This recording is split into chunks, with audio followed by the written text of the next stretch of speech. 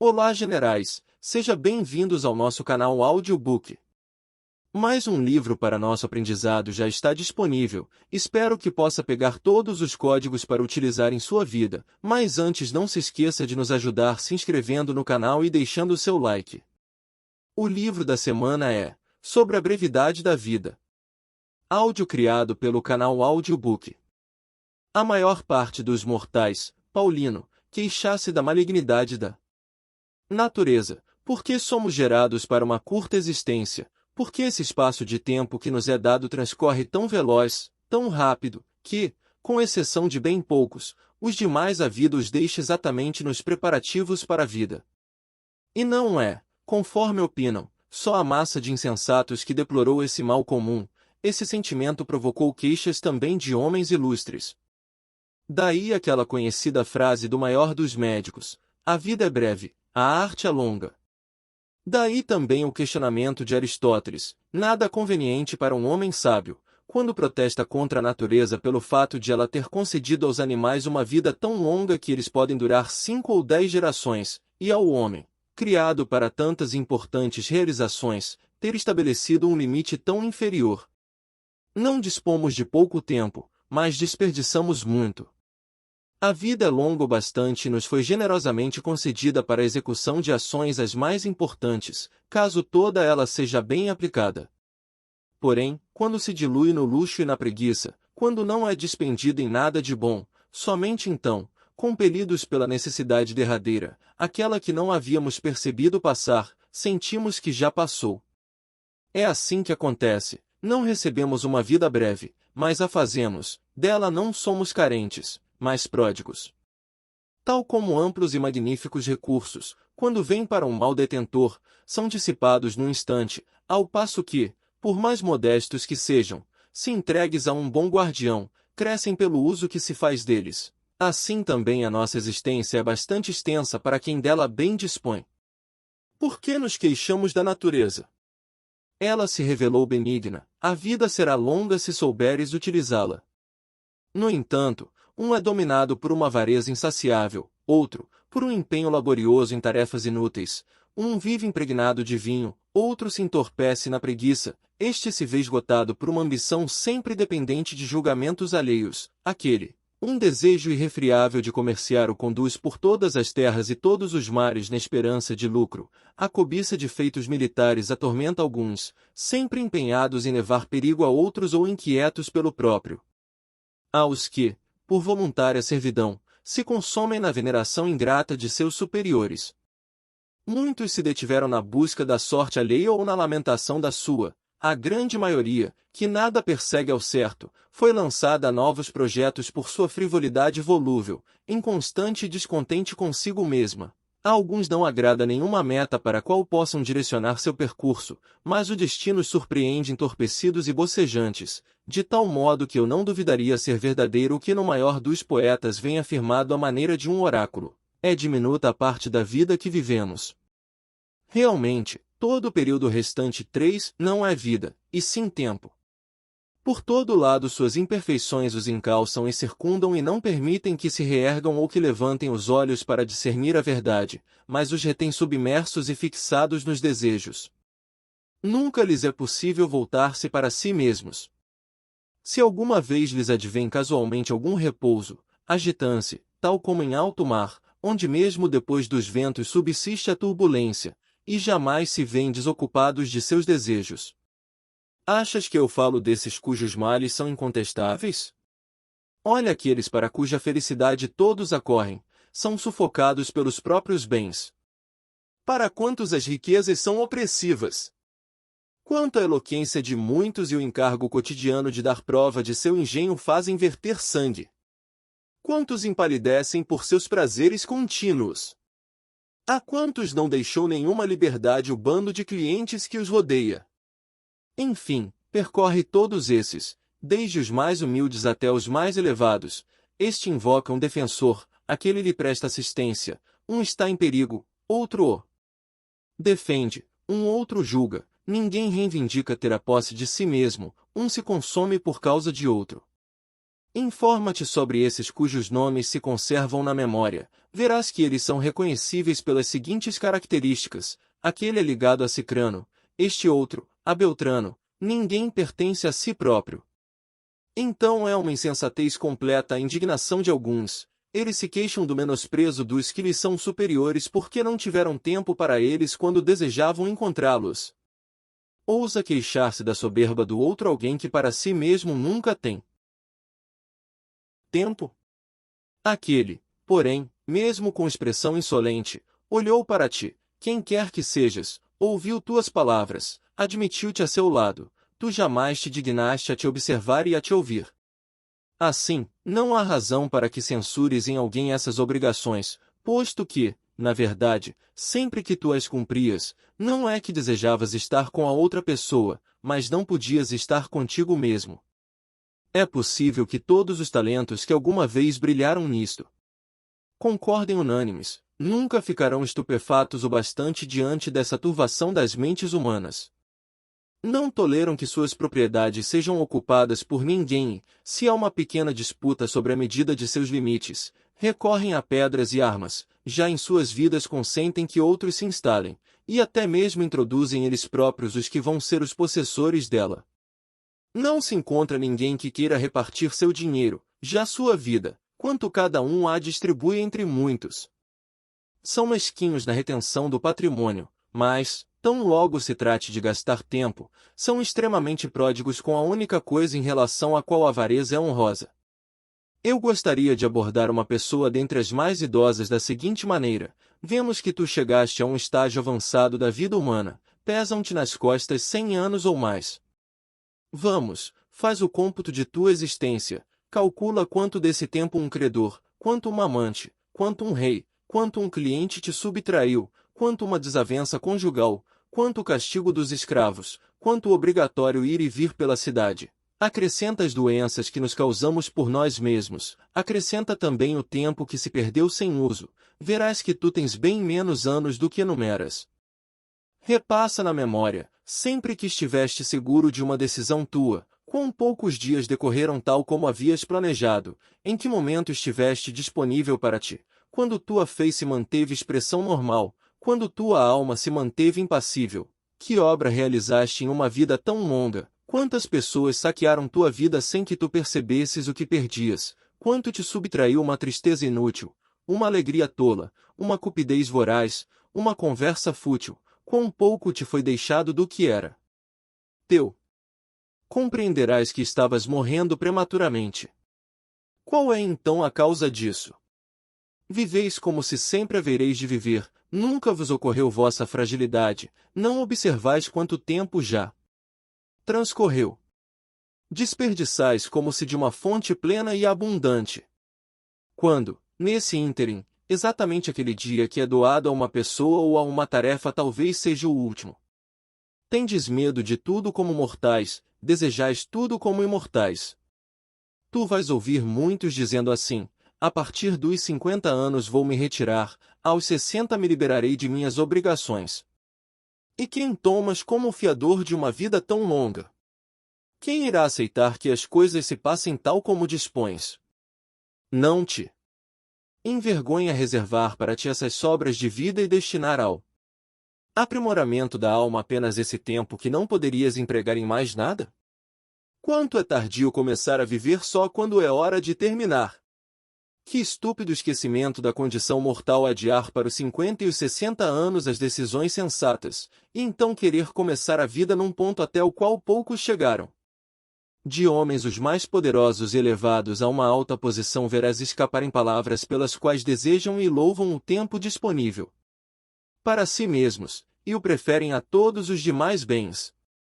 Por vezes desejam descer daquele Fausto, desde que se possa fazê-lo em segurança. De fato, mesmo que nada ataque ou abale, a fortuna por si mesma desmorona sobre si. O divino Augusto, que os deuses elevaram mais do que a nenhum outro, não deixou de solicitar repouso para si e de pedir afastamento da administração pública. Toda a conversa sua sempre esteve voltada para este ponto, que ele esperava retirar-se. Porém, ele se distraía de suas fadigas com este doce consolo, mesmo que falso: o de que um dia haveria de viver para si.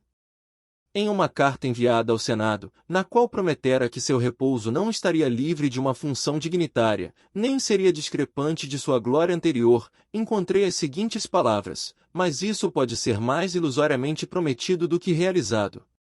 No entanto, posto que a alegria real ainda demora, o desejo de um momento por mim tão almejado levou-me a experimentar de antemão algo desse prazer pelo deleite de expressá-lo em palavras. O ócio pareceu-lhe um bem tão grande que ele o tomou antecipadamente em pensamento, posto que pelo usufruto não podia. Ele que via todas as coisas subordinadas exclusivamente a si, ele que ditava a sorte de homens e nações, com toda alegria imaginava aquele dia em que haveria de despojar-se de sua grandeza. Ele havia experimentado quanto suor produziam aqueles bens que brilhavam por todo o mundo, quantas preocupações encobriam, levado a combater primeiro contra seus concidadãos, depois contra seus colegas, por fim, contra parentes, espalhou sangue por mar e por terra. Depois de ter circulado em guerra pelas províncias da Macedônia, Sicília, Egito, Síria, Ásia Menor e por quase todas as regiões do Império, ele direcionou para guerras externas os exércitos cansados do morticínio entre romanos. Enquanto pacifica os Alpes e doma inimigos que vieram a se integrar à plena paz imperial, enquanto estende as fronteiras além do Reno, do Eufrates e do Danúbio, da própria Roma afiavam-se contra ele as espadas de Morena, Cepião, Lépido, Ignácio e de outros. Não havia ainda escapado das insídias desses opositores quando sua filha e tantos jovens nobres, entregues ao adultério como que a uma prática devocional, aterrorizavam sua idade já avançada, e ainda Iulo e de novo uma mulher em temível união com o Antônio. Mal havia extirpado essas úlceras junto com os próprios membros, outras brotavam por baixo, tal como em um corpo com excesso de sangue, sofria-se sempre uma hemorragia em alguma parte. Assim, ele ansiava por retiro, em cuja esperança e projeção se acalmavam os seus sofrimentos. Esse era o voto daquele que podia satisfazer todos os votos.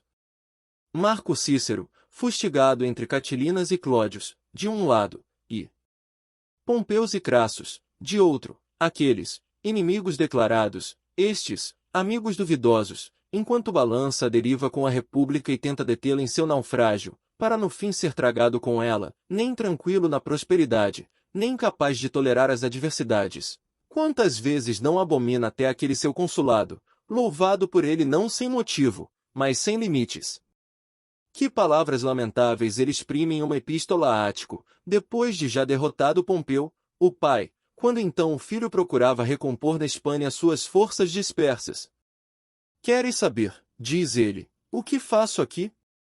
Permaneço semilivre em minha vila de Túsculo. Outras palavras acrescenta, com as quais deplora a época anterior, queixar-se da presente e desespera da que virá. Cícero se diz semilivre, mas, por Deus, nunca um sábio recorrerá a um termo tão humilhante, nunca será semilivre uma pessoa de liberdade íntegra e sólida, independente, de pleno direito e mais elevada que as outras.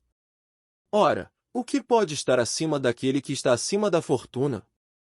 Lívio Druso, homem atuante e enérgico, depois de fazer aprovar leis revolucionárias, maléficas como as dos Gracos, sob apoio maciço de enorme grupo vindo de toda a Itália, sem ver claramente uma saída para sua política, que nem podia fazer avançar, nem, uma vez iniciada, era livre para abandonar, segundo se conta, execrava sua vida desde o início agitada, dizendo que só a ele nunca havia acontecido de ter alguns dias de descanso, nem mesmo quando rapaz.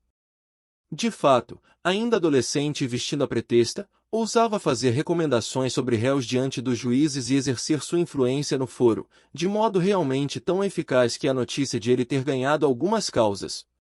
Onde não iria dar tão prematura ambição? Era possível saber que essa audácia tão precoce resultaria em um mal enorme, fosse privado ou público. Assim, tarde ele se queixava de nunca ter tido férias, sendo desde rapaz sedicioso e molesto no foro. Discute-se se ele causou a própria morte, de fato. Sucumbiu depois de repentinamente sofrer um ferimento na virilha. Se duvidavam alguns de ter sido voluntária sua morte, ninguém, de ter sido oportuna. Seria supérfluo mencionar muitas pessoas que, apesar de para os outros parecerem felicíssimas, deram contra si testemunho exato ao odiar toda a atividade que empreenderam em seus anos. Mas, com tais lamentos, não modificaram nem os outros, nem a si próprios, pois seus sentimentos retornam ao padrão habitual logo depois de descarregados pelas palavras. Mas, por Deus, vossa vida, ainda que se estenda por mais de 1000 anos, estará confinada em um período muito estreito, já os vícios não deixarão de devorar época alguma. De fato, é forçoso que logo vos escape esse espaço de tempo que é dilatado por via da razão, ainda que por natureza ele corra. Realmente não podeis apanhar nem reter ou retardar a mais veloz de todas as coisas, contudo permitis que ela se vá como algo supérfluo e renovável. Ora, à frente de todos coloco aqueles que não têm tempo para nada, exceto para o vinho e os prazeres, pois ninguém tem ocupação mais torpe. Outros, mesmo quando dominados por uma imagem vã de glória, ao menos se equivocam faustosamente. Ainda que me enumeres homens avarentos ou iracundos, ou os que se obstinam em ódios injustos ou em guerras, todos esses erram com bastante virilidade. É desonrosa a degradação dos que se devotam ao ventre e aos prazeres. Examina o tempo total dessas pessoas, olha quanto dele empregam em fazer cálculos, quanto em armar ciladas, quanto em recear, quanto em adular, quanto em ser aduladas, quanto as ocupam os processos judiciais, seus e os dos outros, quantos jantares, que já se incluem entre seus deveres. Verás como nem seus males, nem seus bens não lhes permitem tempo nem de respirar. Enfim, é consenso que nenhuma atividade pode ser bem exercida por um homem ocupado, nem eloquência, nem estudos liberais, dado que seu espírito sobrecarregado não absorve nada de modo mais profundo, mas rejeita tudo como se lhe tivesse sido imposto. Nada é menos peculiar do homem ocupado do que viver. Não há coisa mais difícil de saber do que viver. São comuns e numerosos os que professam outros conhecimentos, alguns dos quais até mesmo crianças parecem ter tão perfeitamente aprendido que também podem ensinar. É preciso durante toda a vida aprender a viver, o que talvez cause maior admiração, é preciso durante toda a vida aprender a morrer. Muitos homens, dos mais importantes, tendo se desvencilhado de todos os seus entraves, posto que haviam renunciado a riquezas, cargos, prazeres, até o fim de seus dias trataram apenas disto, de saber viver. E, no entanto, muitos deles deixaram a vida depois de confessar que ainda não tinham tal conhecimento, de modo que menos ainda têm esses outros que mencionei. Acredita-me, é próprio de um grande homem, daquele que está acima dos erros humanos, não permitir que tomem nada de seu tempo, e é por isto que a vida dele é muito longa, porque todo o tempo que lhe esteve disponível foi inteiramente reservado para si.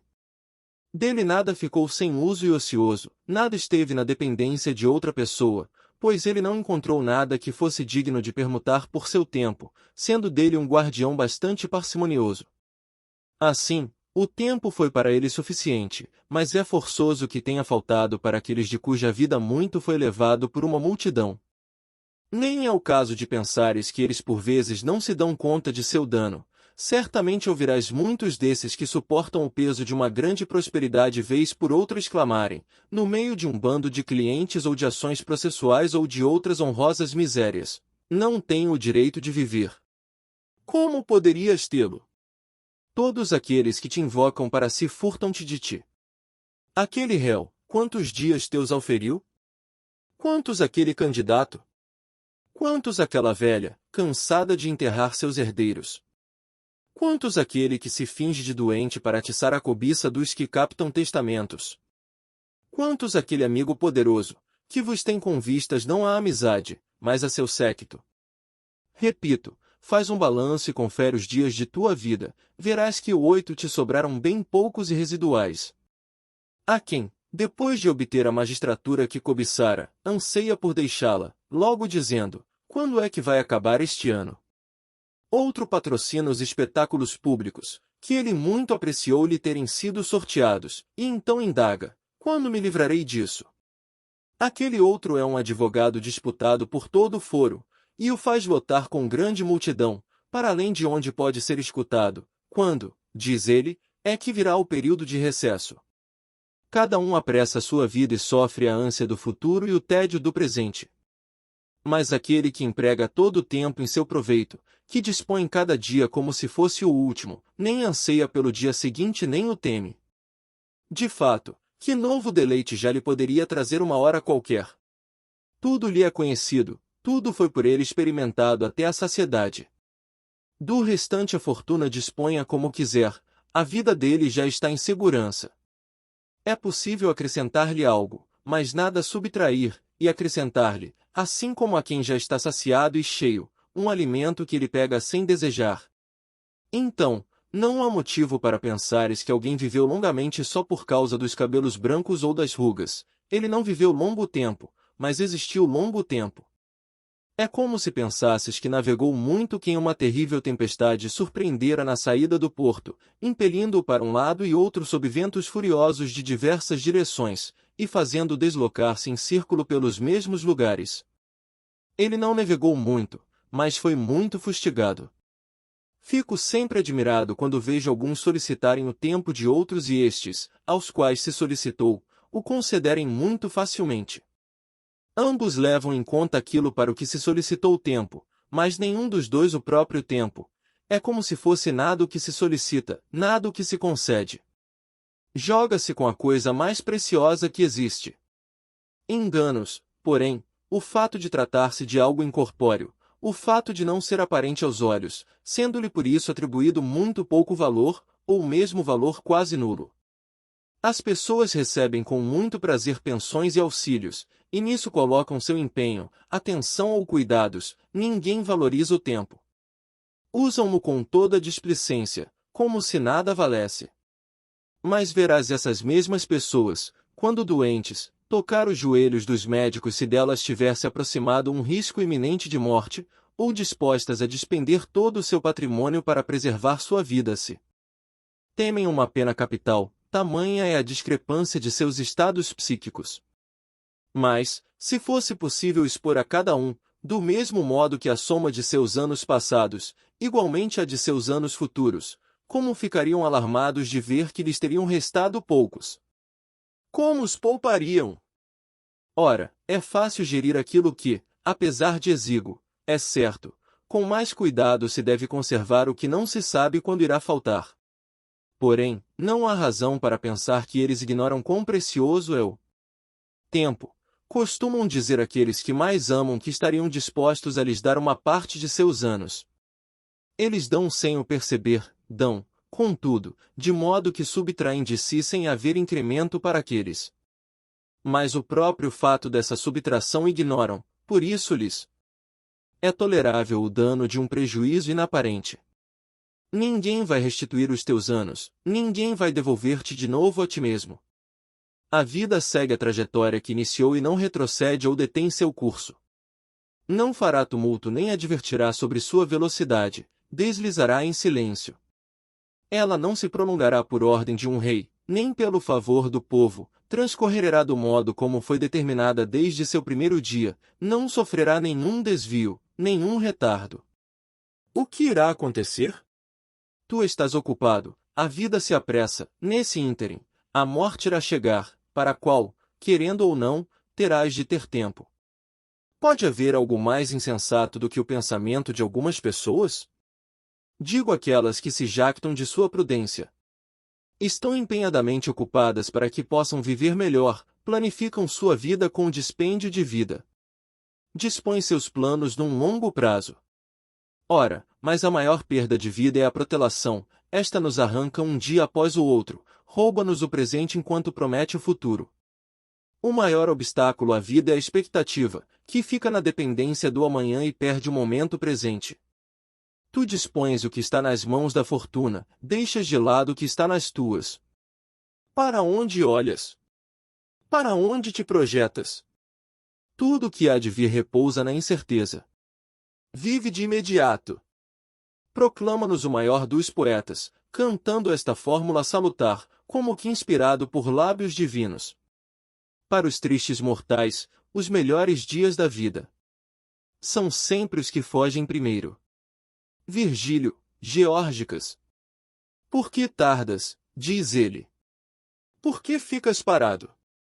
Se não o utilizas, ele escapa. E, mesmo que utilizes, ele escapará. Assim, deve-se velozmente lutar contra a rapidez do tempo disponível para nós, e como que logo beber de uma rápida torrente que não há de fluir para sempre. Isso também diz o poeta a perfeição para censurar uma indecisão infinita, pois diz não as melhores épocas, e sim os melhores dias. Por que é que, seguro e indolente, em meio a tão intensa fuga do tempo, estendes em uma longa série os teus meses e anos, do modo que bem pareceu a tua avidez? Ele te fala do dia, e exatamente deste que está 4 em fuga. Há então alguma dúvida de que os melhores dias são os primeiros a fugir para os tristes mortais, isto é, para os ocupados? Seus espíritos ainda pueris são oprimidos pela velhice, a qual eles chegam desavisados e indefesos. De nada se precaveram, caíram nela de súbito e desprevenidos, sem terem percebido que diariamente ela 5 se aproximava. Assim como uma conversa, uma leitura ou uma reflexão mais profunda distrai os que estão em viagem, e eles se dão conta de que chegaram antes de ter notado que se aproximavam, assim também este trajeto de nossa vida, contínuo e tão rápido, que percorremos com o mesmo passo, em vigília ou dormindo, não é aparente para as pessoas ocupadas, exceto no fim. Se eu quiser dividir em partes e em argumentos a tese que proponho, vão-me ocorrer muitos pelos quais poderia provar que é brevíssima a vida das pessoas ocupadas. Fabiano, que não era um desses filósofos de cátedra, mas um daqueles verdadeiros e antigos pensadores, costumava dizer que contra os transtornos passionais é preciso lutar com força, não com argúcias, e repelir uma frente de ataque não com pequenas escaramuças, mas com uma investida dura. Esses transtornos deveriam ser esmagados, não sofrer meras escoriações. No entanto, para que aquelas pessoas se repreendam o seu desatino, deve-se instruí-las, não simplesmente lamentá-las. A vida divide-se em 3 períodos: o que se foi, o que está sendo e o que há de vir. Desses, o que estamos atravessando é breve, o que havemos de atravessar é duvidoso, o que já atravessamos é certo. É este último de fato aquele sobre o qual a fortuna perdeu seu direito, o qual não pode ser reconduzido ao arbítrio de ninguém. Esse período os ocupados o perdem, pois não lhes sobra tempo para examinar o passado, e, se lhes sobrasse, seria desagradável a recordação de algo que lhes causaria arrependimento.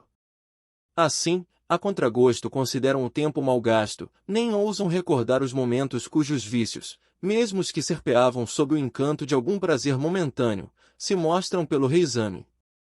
Ninguém voltará de bom grado seu olhar ao passado, exceto quem submete todos os seus atos à própria censura, que nunca se deixa enganar.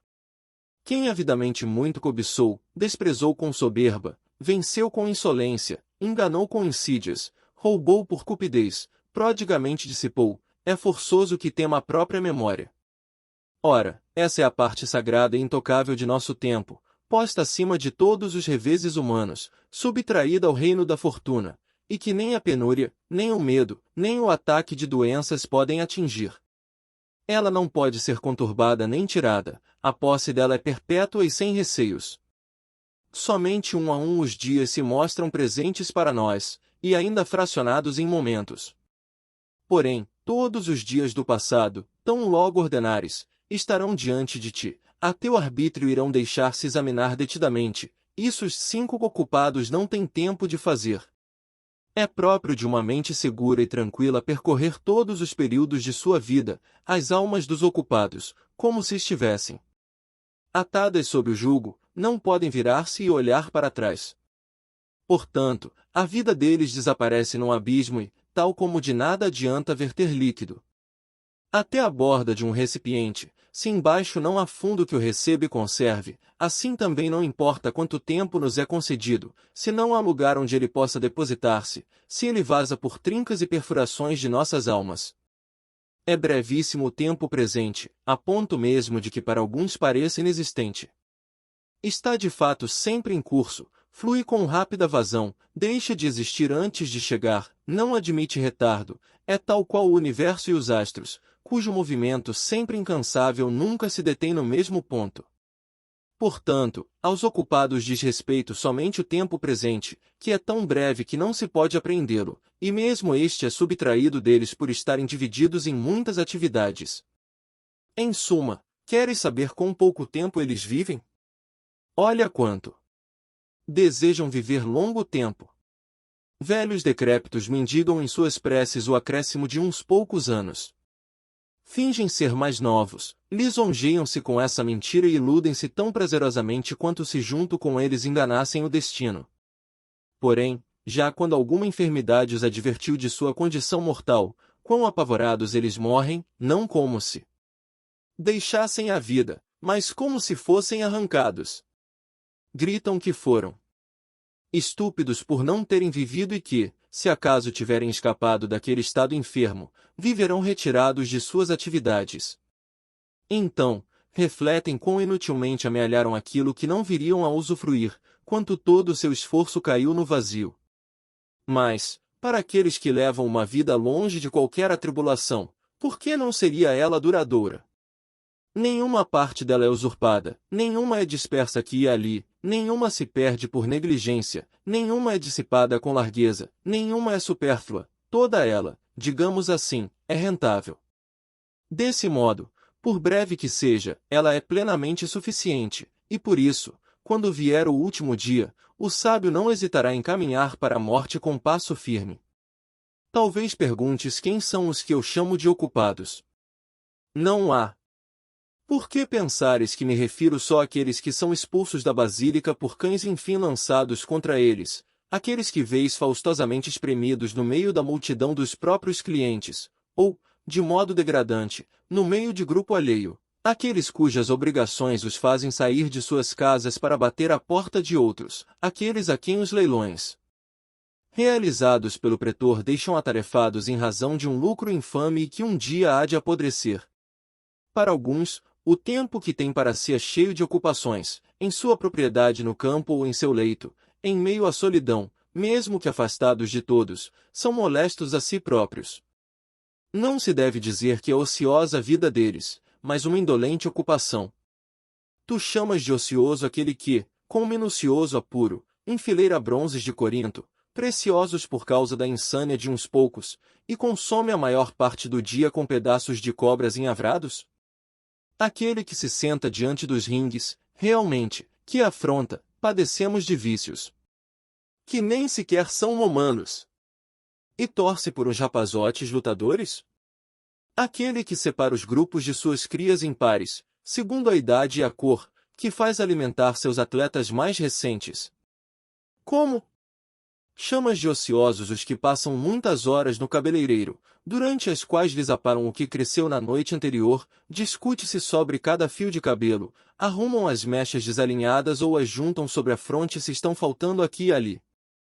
E como se enfurecem se o cabeleireiro foi um pouco descuidado demais, como se fossem de um homem os cabelos que ele estava aparando. Como se irritam se algo foi cortado de sua juba, se algo dela se assentou fora de ordem, se ela toda não tem bom caimento em cachos. Qual desses homens não preferiria que se pusesse em desordem antes a república que seus cabelos? Qual não estaria mais preocupado com a beleza do que com a saúde de sua cabeça? Qual não preferiria estar mais bem penteado em lugar de ser mais honesto? É a esses que tu chamas de ociosos, que vivem ocupados entre o pente e o espelho. Que dizer daqueles que, empenhados em compor, ouvir e aprender canções, contorcem a voz com inflexões de uma entonação absolutamente inepta, cuja correta emissão a natureza fez ser a melhor e a mais simples, e que estão sempre estalando os dedos, para marcar o compasso de algum canto que modulam interiormente, e dos quais se escuta um tácito cantarolar, mesmo quando são chamados a tomar parte em assuntos sérios, muitas vezes até tristes? Essas pessoas não usufruem de seu tempo, mas se ocupam de nulidades. Seus jantares, por Deus, eu não os colocaria entre seus momentos de pausa, quando vejo com que preocupação dispõe a prataria, com que diligência fazem arregaçar as túnicas de seus escravos eunucos, quão ansiosos com relação a como ficou o javali preparado pelo cozinheiro, com que rapidez, a um sinal dado, aqueles pajens depilados atendem à mesa, com quanta destreza as aves são cortadas em pedaços não desiguais, O cuidado com que tristes moleques limpam os restos cuspidos por convivas bêbados. É disso que lhes vem a fama de elegância e refinamento, e a tal ponto seus vícios os acompanham em todos os âmbitos de sua vida, que não podem beber nem comer sem ostentação. Eu nem mesmo poderia enumerar entre os ociosos os que se fazem transportar aqui e ali em uma cadeira ou em uma liteira e se aprontam para as horas de seus passeios como se a estes não pudessem faltar, aqueles aos quais outra pessoa deve lembrar quando devem lavar-se, quando nadar, quando comer. A tal ponto se tornam lânguidas essas almas muito afetadas, que por si sós não podem saber se têm fome. Ouço dizer que um desses afetados, se é que se deve chamar de afetação, desaprender os hábitos humanos, quando colocado em uma cadeira, depois de retirado do banho por várias mãos, interrogou: já estou sentado. Este, que ignora se está sentado, tu achas que ele sabe se vive ou se enxerga ou se está ocioso? Eu não poderia facilmente dizer qual das duas coisas me dá mais pena, o fato de ele não saber isso ou de fingir não saber. De muitas coisas tais pessoas realmente se esquecem, mas de muitas também simulam esquecer. Comprazem-se com alguns vícios como se fossem prova de sua boa fortuna. Saber o que se faz parece coisa de gente muito simples e desprezível. E vais agora achar que mentem os mimos em muitas de suas críticas ao luxo. Por Deus! Eles omitem muito mais do que inventam, e tanto avançou, nesta nossa época, engenhosa apenas nisso, uma quantidade tão grande de vícios inacreditáveis, que já podemos denunciar os mimos por negligência. É impensável haver alguém a tal ponto atolado nos prazeres que, para saber se está sentado, deve fiar-se em outro. Ele, portanto, não é ocioso, deve-se lhe dar outro nome, é um doente, ou melhor, um morto-vivo. É ocioso quem tem a percepção de seu ócio. Mas esse semi-morto, a quem é necessária a indicação de alguém para perceber a posição do próprio corpo, como pode ser ele dono de algum momento de sua vida? Seria longo percorrer exemplos de cada um daqueles cuja preocupação com jogos de tabuleiro ou com a bola ou com bronzear o corpo ao sol consumiu sua vida. Não são ociosos aqueles cujos prazeres exigem muito trabalho. Realmente ninguém duvidará de que produzem uma laboriosa nulidade os que se detêm no estudo de inúteis erudições literárias. Essa legião já é grande também entre os romanos. Foi dos gregos essa doença de indagar que número de remadores teria tido Ulisses, se primeiro teria sido escrita a Ilíada ou a Odisseia, além disso, se são do mesmo autor, e ainda outras coisas desse tipo, que, se alguém guarda para si, elas em nada ajudam sua consciência interior e, se as divulga, não iria parecer mais douto, e sim mais tedioso. Eis que invadiu também os romanos esse desejo vão de aprender futilidades. Nesses dias ouvi alguém relatando quais ações teriam sido pela primeira vez realizadas por cada um dos comandantes romanos. A primeira batalha naval foi vencida por Duílio, o primeiro a ter exibido elefantes em um desfile triunfal foi Cúrio Dentato. Mas essas curiosidades, mesmo se não visam a verdadeira glória, ao menos giram em torno de exemplos de atos cívicos. Não é proveitoso tal conhecimento, no entanto é capaz de nos deter pela fútil atração de seu conteúdo. Desculpemos aqueles que investigam também isto. Quem teria primeiro convencido os romanos a embarcar em um navio, teria sido Cláudio, por isso mesmo cognominado Cáudice, dado que, entre os antigos, se chamava Cáudice a junção de várias tábuas, de onde se denominam códices as tábuas legislativas, e ainda agora as embarcações que transportam provisões pelo Tibre são, desde antigo uso, chamadas de codicariae. É certo que possa ter interesse também o fato de que Valério Corvino foi quem primeiro venceu Messana, e o primeiro da família dos Valérios a ser chamado Messana por ter-lhe sido transferido o nome da cidade vencida. E, com a gradual alteração da pronúncia popular, veio a ser chamado Messala. Poderás talvez permitir que alguém se ocupe também com o fato de Lúcio Sulla ter sido o primeiro a exibir no circo leões soltos, quando, ao contrário, eram exibidos acorrentados, isso depois de o rei Bocó ter-lhe enviado atiradores para batê-los. E é certo que se deveria relevar Igualmente o seguinte: acaso diz respeito a algo de bom o fato de Pompeu ter sido o primeiro a apresentar no circo uma luta de 18 elefantes, tendo como oponentes homens indefesos, a imitação de um combate? Como principal cidadão e, segundo a fama, estando entre os antigos líderes de notável bondade, ele julgou um tipo de espetáculo digno de memória bater homens de uma nova maneira. Combate mortal? É pouco. Laceração? É pouco. Sejam esmagados sob uma massa imensa de animais. Era preferível que isso caísse no esquecimento, para que depois nenhum potentado viesse a aprender e a invejar ato tão desumano. Ah! Quanta cegueira uma grande fortuna lança nossas mentes! Ele então acreditou estar acima da natureza ao lançar um bando tão numeroso de infelizes a feras nascidas sob outros céus, ao atiçar uma guerra entre animais tão díspares, ao fazer derramar tanto sangue diante do povo romano, ele que em breve iria forçá-lo a verter ainda mais.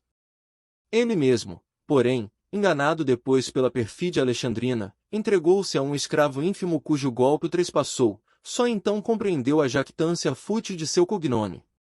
Mas, para voltar ao ponto de onde me afastei, ainda nesse campo, mostrar a supérflua diligência de alguns, a mesma pessoa contava que Metelo, depois da vitória sobre os cartagineses na Sicília, durante seu triunfo foi o único de todos os romanos a ter conduzido à frente de seu carro 120 elefantes capturados, que Sula foi o último dos romanos a ter ampliado o Pomério, o qual, entre os antigos, nunca foi costume ampliar após a anexação de um território provincial, mas apenas de um itálico. Saber isso acaso seria mais útil do que saber que o Monte Aventino estaria fora do Pomério, como afirmava ele, por uma destas duas razões, ou porque a plebe teria se retirado para ali, ou porque, quando Remo realizou os auspícios naquele local, o voo das aves não teria sido favorável, e mais outros fatos incontáveis que ou são falsos ou parecem invenções. Ainda que concedas que falam de boa fé tudo isso, ainda que deem garantia do que escrevem, no entanto, essas informações diminuirão os erros de quem? Vão conter os desejos de quem? A quem farão mais corajoso? A quem mais justo? A quem mais generoso? O meu caro Fabiano dizia que às vezes duvidava se era melhor não se aplicar a estudo algum do que se envolver com os desse tipo. De todos os homens, só os que estão disponíveis para a sabedoria são os ociosos, só eles vivem, pois não apenas de seu tempo de vida são bons guardiões, mas acrescentam a este toda a eternidade. Todos os anos que passaram antes deles foram-lhes creditados. Se não somos em absoluto ingratos, aqueles tão preclaros fundadores de doutrinas sagradas nasceram para nós, prepararam a vida para nós. Por um trabalho alheio, somos conduzidos até as mais belas ideias, tiradas das trevas para a luz. Nenhuma época nos está vetada, temos acesso a todas, e se por meio da magnitude da alma desejamos sair das estreitezas da debilidade humana, há um espaço enorme de tempo para dois percorrermos. É possível discutir com Sócrates, duvidar com Carnéades, repousar com Epicuro, vencer com os estoicos a natureza humana, com os cínicos ultrapassá-la.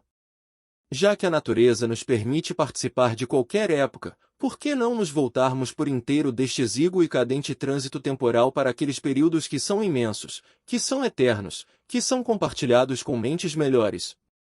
Esses que correm de um compromisso para outro, que inquietam tanto. Assim como os demais, depois de enlouquecer totalmente, depois de diariamente perambular pelas soleiras de todos, sem preterir nenhuma porta aberta, depois de fazer circular sua saudação interesseira por residências em locais os mais diversos, com pouca gente eles poderão ver de uma cidade tão imensa e enredada em variados desejos? Quantos haverá cujo sono ou desregramento ou grosseria irá barrá-los? Quantos haverá que, depois de longa e torturante espera, passarão por ele simulando pressa? Quantos evitarão aparecer no átrio repleto de clientes e escaparão por passagens secretas de sua casa, como se fosse menos grosseiro driblar do que não receber? Quantos, sonolentos e pesados pela farra da véspera, num bocejo de extrema arrogância, mal relaxando os lábios repetirão o nome, que lhes fora 1000 vezes sussurrado, daqueles Coitados que interromperam o próprio sono para esperar o de outro. Podemos dizer que se aplicam a obrigações verdadeiras aqueles que, em sua intimidade, vão querer estar diariamente com Zenão, com Pitágoras, com Demócrito e com os outros mestres de sabedoria, com Aristóteles e Teofrasto. Nenhum desses vai deixar de estar disponível, nenhum vai despedir quem vier a ele sem torná-lo mais feliz e mais afeiçoado a si, nenhum vai permitir que alguém se despeça dele com as mãos vazias, podem ser encontrados de noite ou de dia por todos os mortais. Nenhum deles te obrigará a morrer, todos te ensinarão, nenhum deles vai consumir os teus anos, mas te darão os seus em contribuição, de nenhum deles será perigosa a conversa, de nenhum será fatal a amizade, de nenhum onerosa a deferência. Levarás deles tudo o que quiseres, deles não dependerá que lhes tires o máximo que dois possas conter. Que felicidade, que bela velhice aguarda quem se juntou à clientela deles! Terá com quem refletir sobre questões desde as menos até as mais importantes, a quem consultar diariamente sobre si próprio, de quem ouvir a verdade sem ofensa, elogio sem adulação, terá exemplos a cuja semelhança moldar-se. Costumamos dizer que não estava em nosso poder determinar os pais que nos caberia, dados a nós pelo acaso, mas nos é possível nascer por nosso arbítrio. Existem as famílias das mais renomadas mentes, elege a qual desejas agregar-te. Receberás não só seu nome, mas até seus bens, que não deverão ser guardados com mesquinhez e egoísmo. 4. Quanto mais os compartilhares, maiores se tornarão. Esses pensadores é que te darão uma via para a eternidade e te elevarão até aquele plano do qual ninguém decai. Esse é o único meio de prolongar a condição mortal, e até mesmo de convertê-la em imortalidade. Honras, monumentos, tudo que por decretos a ambição impôs ou por seus esforços erigiu é logo destruído, nada uma velhice prolongada deixa sem demolir e remover. Mas ela não pode causar dano àquilo que a sabedoria consagrou. Nenhum lapso temporal poderá aboli-lo nem diminuí-lo, a época seguinte e a que sempre virá mais adiante contribuirão para venerá-lo, pois que de fato a inveja frequenta o que lhe está próximo, e de modo mais franco admiramos o que está situado longe. Portanto, a vida do sábio é bastante extensa. Não há para ele o mesmo limite que para os outros. Só ele está liberado das leis do gênero humano, todos os séculos estão submetidos a ele tal como a um Deus. Transcorreu certo tempo, ele o abarca na memória, está em curso, ele o utiliza, está por vir, ele o antevê. O que torna longa sua vida é a concentração de todos os tempos em um único. Brevíssima e demasiado angustiosa é a vida daqueles que se esquecem do passado, negligenciam o presente e temem o futuro. Quando chegam a seus momentos derradeiros, tardiamente compreendem, os infelizes, que por tão longo tempo estiveram ocupados em não fazer nada. Não há motivo para julgar que eles levam uma longa existência com base no argumento de que algumas vezes invocam a morte, atormentam-os a ignorância sobre suas emoções instáveis e que incidem exatamente sobre aquilo que lhes causa medo, é por isto que com frequência anseiam pela morte, porque a temem. Também não há por que julgar como prova de que vivem longo tempo o fato de às vezes o dia lhes parecer longo, ou de se queixarem de que as horas passam lentamente até a chegada do momento indicado para o jantar. De fato, se alguma vez suas ocupações os abandonam, inquietam-se por terem sido deixados com tempo para si. Nem sabem como dispor dele ou gastá-lo. Assim, lançam-se a qualquer ocupação e é enfadonho todo intervalo entre uma e outra. Da mesma maneira, quando se anunciou a data de uma luta gladiatória, ou quando se espera que fora marcada para algum outro espetáculo ou diversão, querem pular os dias que faltam.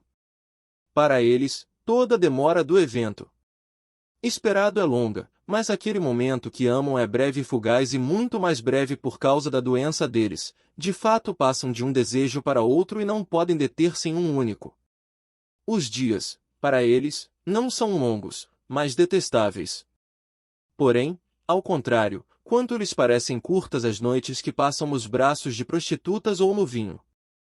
Daí também o delírio dos poetas, que com suas ficções alimentam os desatinos humanos, segundo os quais Júpiter, seduzido pelo prazer do sexo, teria duplicado a noite. Que outra coisa seria inflamar nossos vícios se não designar os deuses como seus autores e dar à nossa doença, pelo exemplo da divindade, uma licença justificada? Podem não lhes parecer muito breves as noites que eles compram tão caro? Perdem o dia na espera da noite, a noite, no temor da alvorada. Mesmo os seus prazeres são trépidos e perturbados por vários temores, bem quando estão mais exultantes, sobrevém-lhes um pensamento inquietante: quanto tempo vai durar? Por causa desse sentimento, reis lamentaram seu poderio, e não os deleitou-a grandiosidade de sua boa fortuna, mas os aterrorizou o fim que um dia lhe adviria. Ao estender seu exército ao longo de vastas campinas, sem poder perceber seu número, mas só sua dimensão, o mais insolente dos reis persas derramou lágrimas porque em 100 anos ninguém restaria daquela tão numerosa massa de jovens. Mas ele próprio, que chorava, estava prestes a movê-los para seu destino e a fazer uns perecerem no mar, outros em terra, uns em combate, outros em fuga, e, num exíguo espaço de tempo, haveria de aniquilar aqueles por cujo 100º ano ele temia. E por que é que são receosas também suas alegrias?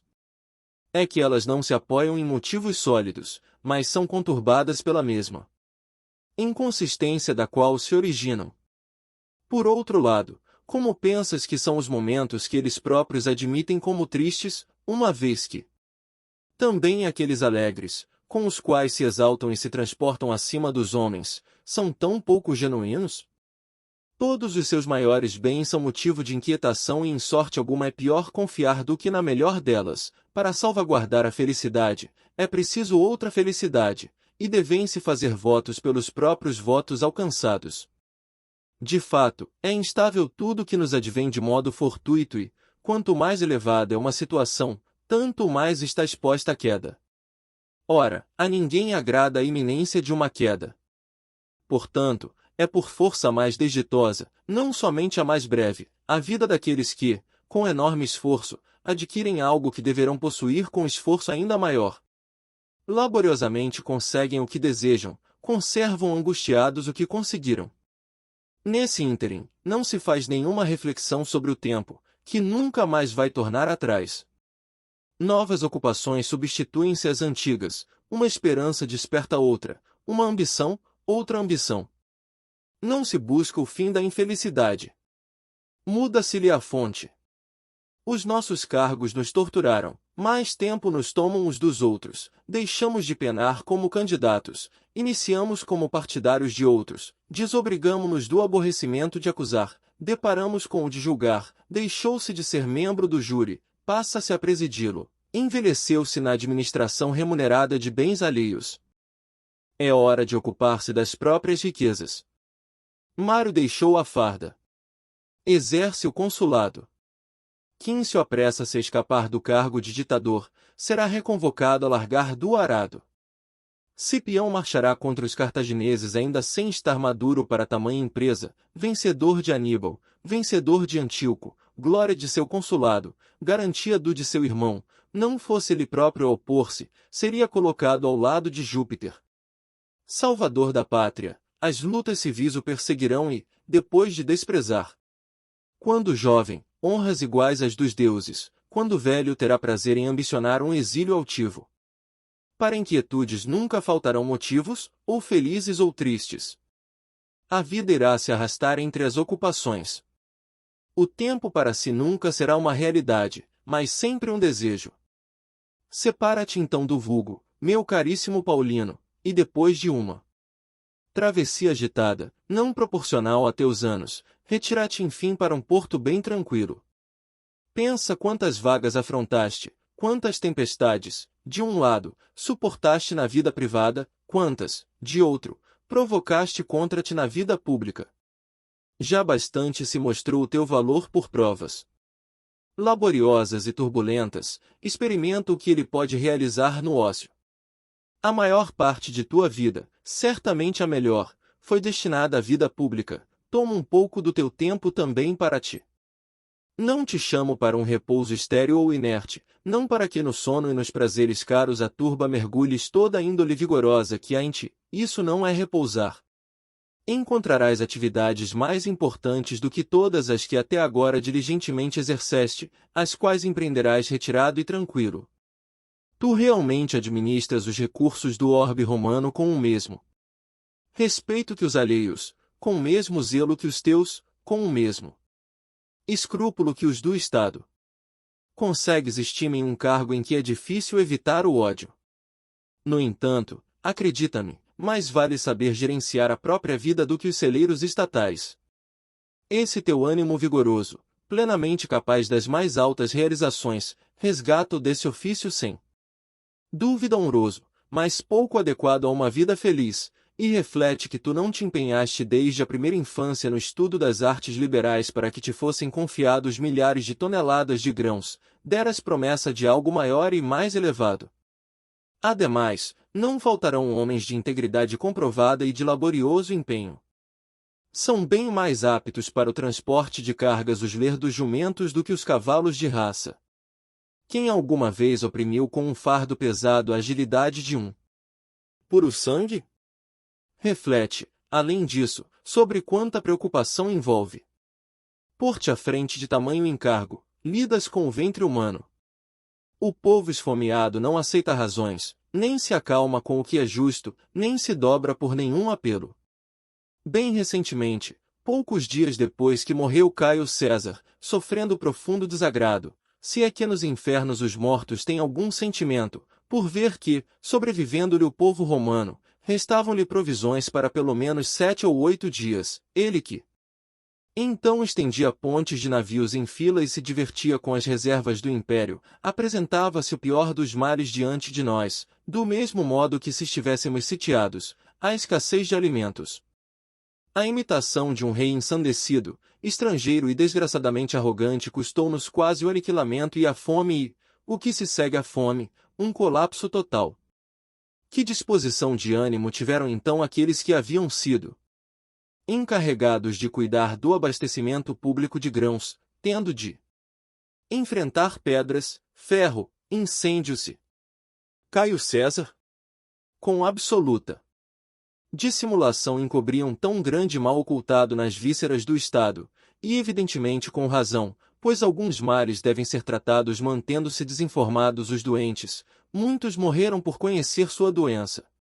Retira-te para essas ocupações mais tranquilas, mais seguras e maiores.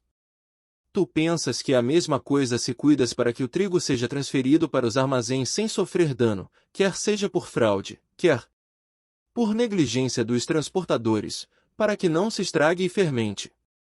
Por retenção de umidade, para que corresponda à medida e ao peso, ou se, em vez disso, te ocupas desses estudos sagrados e sublimes, a fim de conhecer qual é a natureza de Deus, qual a sua vontade, qual a sua condição, qual a sua forma, que destino aguarda a tua alma, que lugar nos reserva a natureza depois de deixarmos nossos corpos, o que é que sustenta no centro do universo os corpos mais pesados, suspende no alto os leves, leva o fogo para a parte mais alta, impele os astros em suas trajetórias, e assim por diante, outros fenômenos de dois repletos de notáveis maravilhas. Queres tu deixar o chão para trás e contemplar pela mente essas coisas? Agora, enquanto o sangue está aquecido, os que têm vigor devem avançar para propósitos melhores. Aguarda-te, nesse modo de vida, grande número de belos conhecimentos, o amor e a prática das virtudes, o esquecimento dos desejos, o saber viver e morrer, um estado de profunda paz. É triste realmente a condição de todas as pessoas ocupadas. No entanto, a mais triste é a daqueles que sofrem não pelas próprias ocupações, que dormem conforme o sono alheio, andam pelo passo alheio, amam e odeiam mediante ordens, sentimentos os mais livres de todos. Estes, se quiserem saber quanto é breve a própria vida, pensem que pequena parte é de fato sua. Assim, quando vires alguém portando já com frequência toga pretexta, ou um nome celebrizado no foro, não invejes, essas coisas se adquirem com prejuízo da vida. Para que um só ano seja datado pelo nome deles, irão consumir todos os seus anos. A uns, antes que lutassem pelo cume da ambição, a vida abandonou nos reptos preliminares. A outros, depois de haverem conquistado, por 1000 desonras, o remate das honras, sobreveio-lhes o triste pensamento de terem se fatigado por uma inscrição num sepulcro. De alguns, sua avançada velhice, como se fosse a juventude, ao se dispor a novas esperanças, sucumbiu inválida em meio a grandes e insaciáveis esforços. Que feio é para alguém, já idoso, perder o fôlego no tribunal, em defesa de litigantes totalmente desconhecidos. Enquanto faz a peroração e tenta captar expressões de assentimento de um público inepto, que degradante é para alguém, cansado mais de viver do que de trabalhar, desfalecer no meio de seus compromissos, que degradante é morrer durante a análise do livro de contas, sob o sorriso de um herdeiro, mantido em longa espera.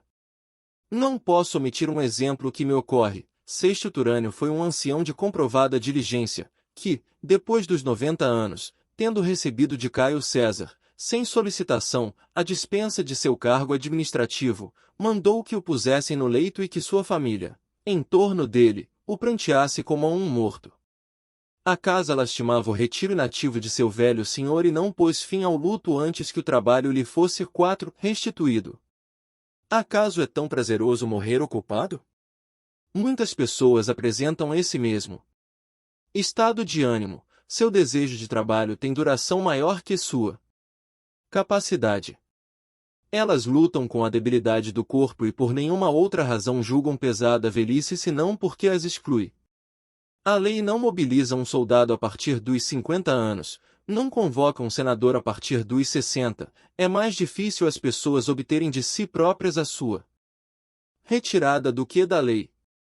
Nesse meio tempo, enquanto se deixam rapinar e rapinam, enquanto interrompem o repouso uns do outros, enquanto se fazem mutuamente infelizes, a vida é sem frutos, sem prazer, sem nenhum proveito para a alma. Ninguém tem a morte diante dos olhos, todos estendem longe as esperanças, alguns até mesmo dispõem as coisas para depois de sua vida, sepulcros grandiosos, dedicatórias em obras públicas, oferecimento de jogos fúnebres e exéquias ambiciosas de glória. O certo é que os funerais dessas pessoas, como se tivessem vivido muito pouco, deveriam ser conduzidos sob fachos e círios. Sobre a firmeza do sábio. A Sereno. Entre os estoicos e os outros mestres de filosofia, Sereno, eu diria, não sem razão, que há tanta diferença quanto entre as mulheres e os homens, dado que uns e outros contribuem no mesmo tanto para a vida em sociedade, mas uns teriam nascido para obedecer, outros para mandar. Quase como os médicos de casa, íntimos da família, em relação às doenças físicas, os outros filósofos adotam uma terapia suave e branda. Não havia melhor e de efeito mais rápido, mas aquela que o doente lhe permite. Os estoicos, que ingressaram em uma senda viril, consideram, para efeito de cura, não que esta deva parecer agradável aos que a iniciam, mas que deve livrá-los da doença o mais rápido e conduzi-los para aquele ponto elevado, tão fora do alcance de um dardo, que esteja acima da fortuna. Mas é árduo e confragoso o caminho que somos chamados a atravessar. Ora essa! É pelo plano que se vai para o alto? Mas nem é ele realmente tão íngreme quanto acham alguns. Somente a primeira parte tem pedras e rochedos e parece intransitável. Tal como, para quem olha de longe, a maioria dos lugares costuma parecer inacessível e de aspecto homogêneo, dado que a distância engana os olhos. Depois, chegando mais perto, aquelas mesmas áreas que a ilusão dos olhos compactarem em uma coisa única se abrem pouco a pouco, e então se torna suave o declive daquelas elevações que à distância aparentavam ser precipícios. Pouco tempo atrás, depois de uma menção a Marco Catão, tu sofrias indignado, intolerante como és com a injustiça, com o fato de ele ter sido pouco compreendido em sua época, de ele, que se elevava acima de Pompeus e Césares, ter sido colocado abaixo de Vatínios. E te parecia revoltante que sua toga lhe houvesse sido arrancada no foro quando estava prestes a opor-se a uma lei que, depois de arrastado desde os rostros até o arco de Fábio em meio às pancadas de uma facção sediciosa, houvesse recebido palavras ofensivas, cusparadas e muitos outros insultos de uma multidão insana. Eu então respondi que tinhas motivo para te sentires apreensivo pela situação da República, que, de um lado, Públio Clódio, de outro, Vatínio e os mais perversos cidadãos punham à venda e, tomados de cega cupidez, não percebiam que, enquanto a vendiam, eram eles também vendidos.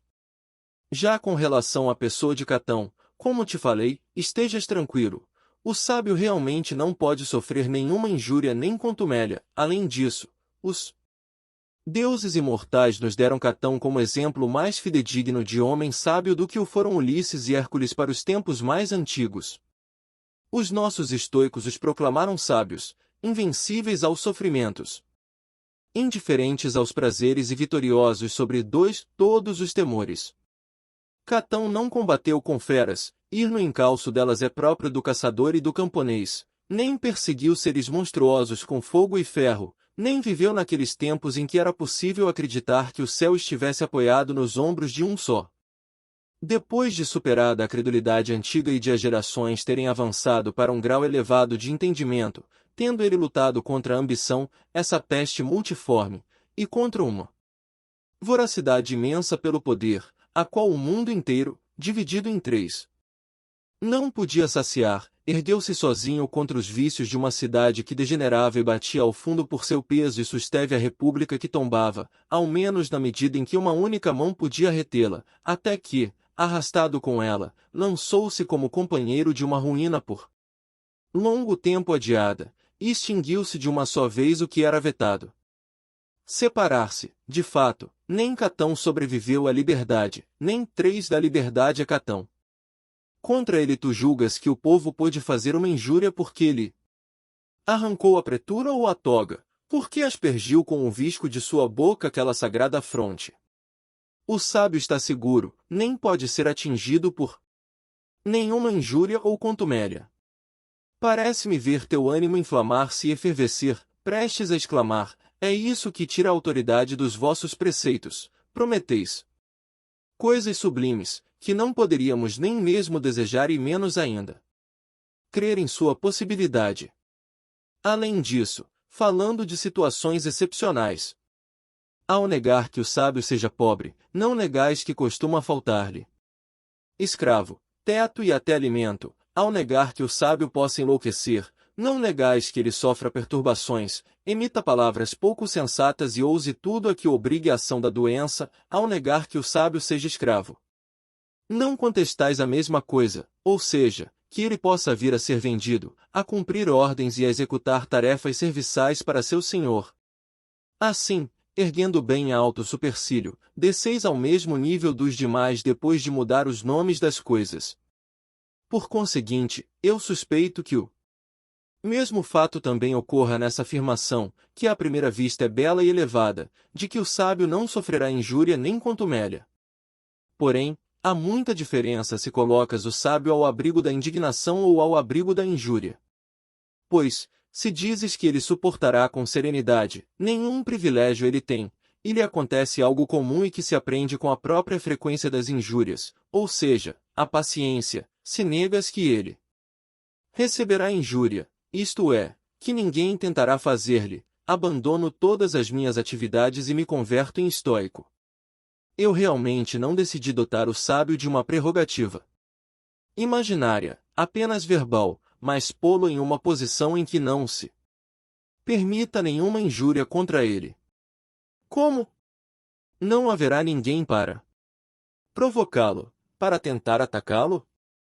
Nada na natureza é tão sagrado que não encontre um sacrílego, mas nem por isso as criaturas divinas estão menos no alto se existem os que buscam acometer uma grandeza que está situada muito além deles, sem haver de atingi-la. Não é invulnerável algo que não recebe um golpe, mas aquilo que não sofre ferimento. Vou te mostrar um sábio desse nível. Acaso a dúvida de que a força mais confiável é a que é invencível e não a que não sofre ataque, já que é duvidosa a robustez não colocada à prova, porém, é tida merecidamente como a mais confiável a firmeza que repele todos os ataques? Do mesmo modo, saibas tu que um sábio é de natureza melhor se nenhuma injúria lhe é nociva do que se nenhuma lhe é feita. E eu direi que é um homem forte aquele que as guerras não subjugam, nem o apavoram as forças inimigas que se aproximam, e não aquele que desfruta de ócio sedentário no seio de povos inativos. Portanto, repito, o sábio não está sujeito a nenhuma injúria. Assim, não importa quantos dardos contra ele sejam arremessados, posto que nenhum pode penetrá-lo. Como a dureza de certas pedras não pode ser rompida pelo ferro, nem o diamante pode ser cortado ou quebrado ou mesmo limado, mas arruína o que se usa contra ele, assim como certas coisas não podem ser consumidas pelo fogo, mas, envolvidas pelas chamas, conservam sua consistência e aspecto, assim como certos rochedos, que se estendem para o alto, quebram o mar sem que eles próprios mostrem vestígio nenhum dessa violência depois de fustigados. Por tantos séculos, igualmente sólida é a alma do sábio, e acumulou tal resistência que está ao abrigo da injúria tanto quanto esses elementos que mencionei. E então? Não poderá haver alguém que tente fazer injúria ao sábio. Tentará, mas esta não irá atingi-lo. Ele de fato se encontra afastado do contato com o que lhe é inferior por uma distância grande demais para que alguma força nociva possa fazer chegar sua influência até ele.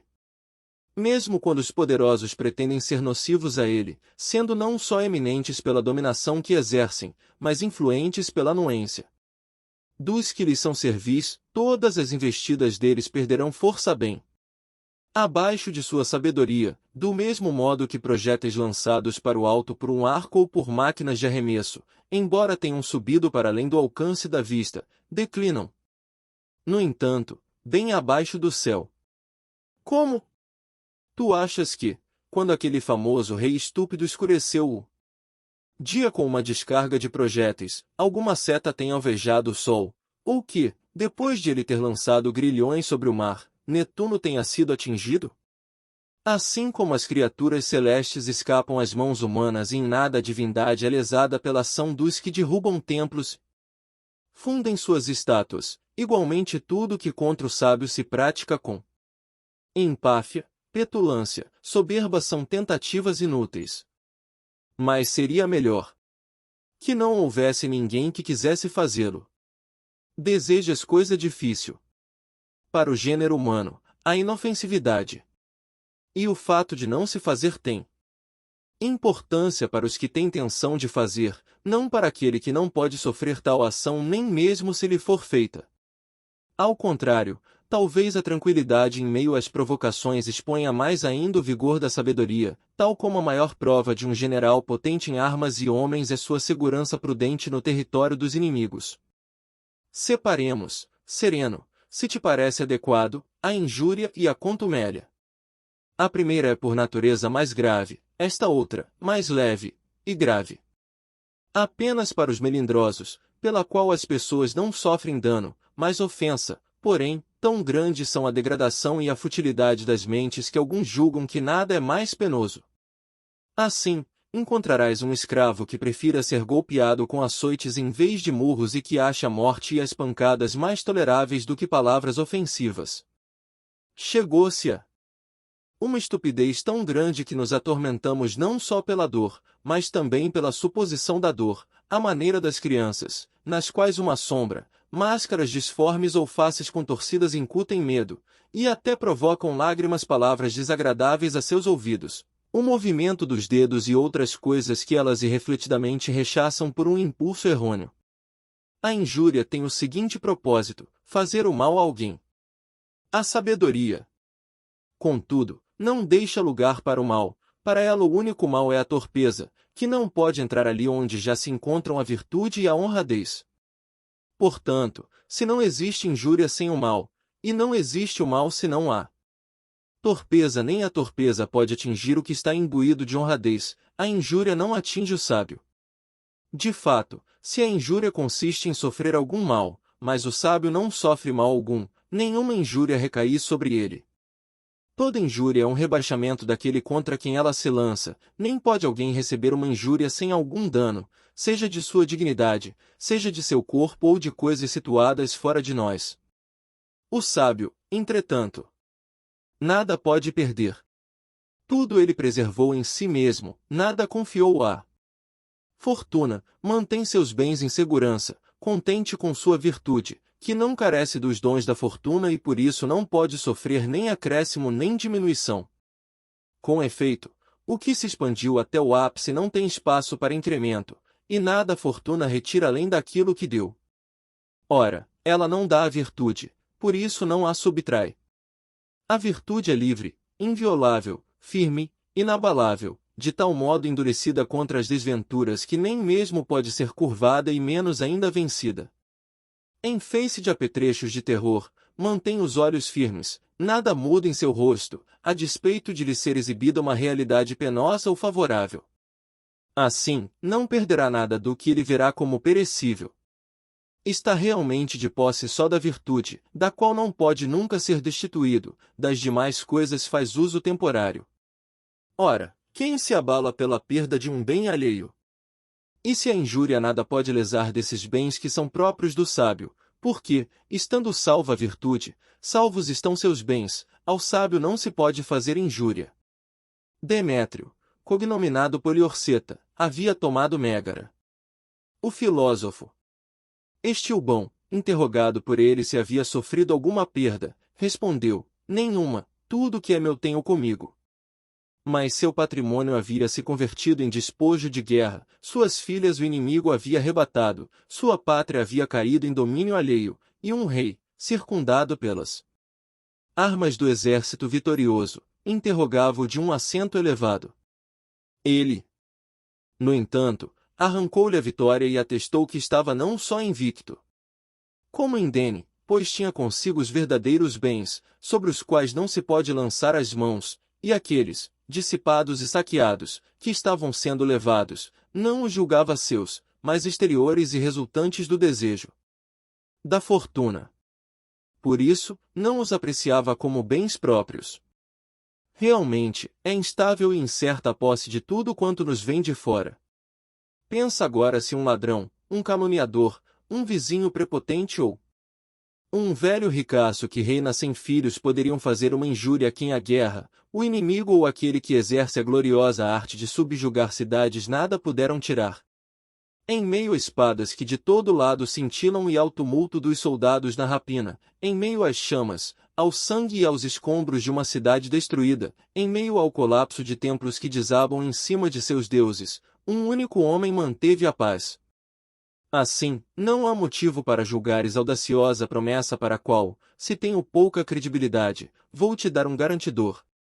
É de fato difícil acreditares que tamanha firmeza ou tamanha magnitude de espírito possa aplicar-se a um homem. Mas aparece esse homem diante de todos nós para dizer: não há motivo para duvidares de que alguém, nascido como homem, possa elevar-se acima da condição humana, de que olhe com serenidade para as dores, os danos, as ulcerações, as feridas, os grandes tumultos que ferviram em torno de si, e suporte as situações duras com placidez e as situações prósperas com comedimento, sem ceder àquelas, nem confiar nestas, e possa manter-se exatamente o mesmo em situações diversas, nem considere nada como seu exceto a si mesmo, e a si mesmo como a parte em que é melhor. Eis que me apresento para vos provar que, sob esse destruidor de tantas cidades, são abatidas fortificações a golpes de ariete, altas torres vêm repentinamente abaixo graças a sapas e fossos subterrâneos e se ergue um terraplano que alcança as mais elevadas fortificações, porém, não é possível encontrar nenhuma máquina que abale um ânimo solidamente assentado. Tirei-me há pouco para fora das ruínas de minha casa, enquanto flamejavam incêndios por todo o lado, escapei das chamas por entre mortos. Não sei que sorte tiveram minhas filhas, se pior que a da população. Sozinho, idoso e vendo-me cercado de condições hostis, no entanto, declaro que meu patrimônio está íntegro e incólume, mantenho-me na posse de tudo o que tinha de meu. Não há motivo para me teres como vencido e a ti como vencedor, a tua fortuna venceu a minha fortuna. Aqueles bens transitórios e que mudam de dono. Não sei onde estão, quanto a meus bens, estão comigo e 7 estarão comigo. Esses ricos perderam seus patrimônios, os libidinosos perderam seus amores, com alto dispêndio de pudor, as amantes prediletas, os Ambiciosos perderam a cúria, o fórum e os locais destinados ao exercício dos vícios em público, os agiotas, seus registros, nos quais a avidez. Imagina a sorridente falsas riquezas, eu, entretanto, conservo tudo intacto e íntegro. Por isso, interroga essas pessoas que choram e se lamentam, que, para defender seu dinheiro, opõem seus corpos nus a espadas desembainhadas e que fogem do inimigo com o bolso carregado. Saibas, portanto, o seguinte, sereno, que o homem perfeito, pleno de virtudes divinas e humanas, nada perde. Seus bens estão circundados de defesas sólidas e intransponíveis. Não poderias comparar a elas as muralhas da Babilônia, que Alexandre invadiu, nem as fortificações de Cartago ou de Numância, conquistadas por uma única mão, nem a colina do Capitólio. Esses locais trazem a marca do inimigo. As defesas que protegem o sábio são resistentes ao fogo e aos assaltos, não oferecem acesso algum, são elevadas, inexpugnáveis, iguais às dos deuses. Não há por que afirmar, tal como costumas, que esse nosso sábio não se encontra em parte alguma. Não imaginamos isso como vão atributo da natureza humana, nem concebemos uma imagem grandiosa de algo falso, mas já a mostramos e mostraremos qual a formamos, criatura rara, talvez, e única por grandes intervalos de tempo. Realmente, tudo que é grande e que supera o limite habitual e comum não é gerado com frequência. De resto, o próprio Marco Catão, de cuja menção partiu esta discussão, receio que esteja acima de nosso modelo. Depois, algo que causa um dano deve ser mais forte do que algo que sofre um dano. Ora, a perversidade não é mais forte do que a virtude. Portanto, não pode o sábio sofrer dano. A injúria contra os bons é intentada somente pelos maus. Os bons mantêm a paz entre si, os maus são tão perniciosos para os bons quanto entre si. Mas, se só o mais fraco pode sofrer dano e, além do mais, o mal é mais fraco que o bom, e os bons não devem temer injúria a não ser de quem é diferente deles, a injúria não atinge um homem sábio. Sem dúvida, já não é preciso lembrá-lo de que ninguém é bom senão o sábio. Alguém diz, se Sócrates foi injustamente condenado, ele sofreu injúria. Neste ponto convém entendermos que pode acontecer de alguém me fazer injúria e eu não recebê-la. É como se alguém roubasse uma coisa de minha casa no campo e a deixasse em minha casa na cidade. Ele teria praticado um furto, eu nada teria perdido. Alguém pode tornar-se culpado, embora não tenha cometido um ato culpável. Se um homem se deitar com sua esposa como se fosse a de outro, será um adúltero, embora ela não seja adúltera. Alguém me deu veneno, mas este perdeu sua virulência ao misturar-se com a comida. Ele, ao dar o veneno, implicou-se em um crime, mesmo se não causou mal. Não é menos criminoso aquele cujo punhal foi detido pela resistência da roupa. Todos os crimes se consumam o suficiente para haver culpa antes mesmo de efetuado o ato. Alguns atos são de tal condição e estão vinculados segundo uma relação tal que um pode ocorrer sem o outro, mas não vice-versa. Tentarei tornar evidente o que digo. Posso mover os pés sem correr, não posso correr sem mover os pés, posso não nadar mesmo estando na água, se estou nadando, não posso não estar na água.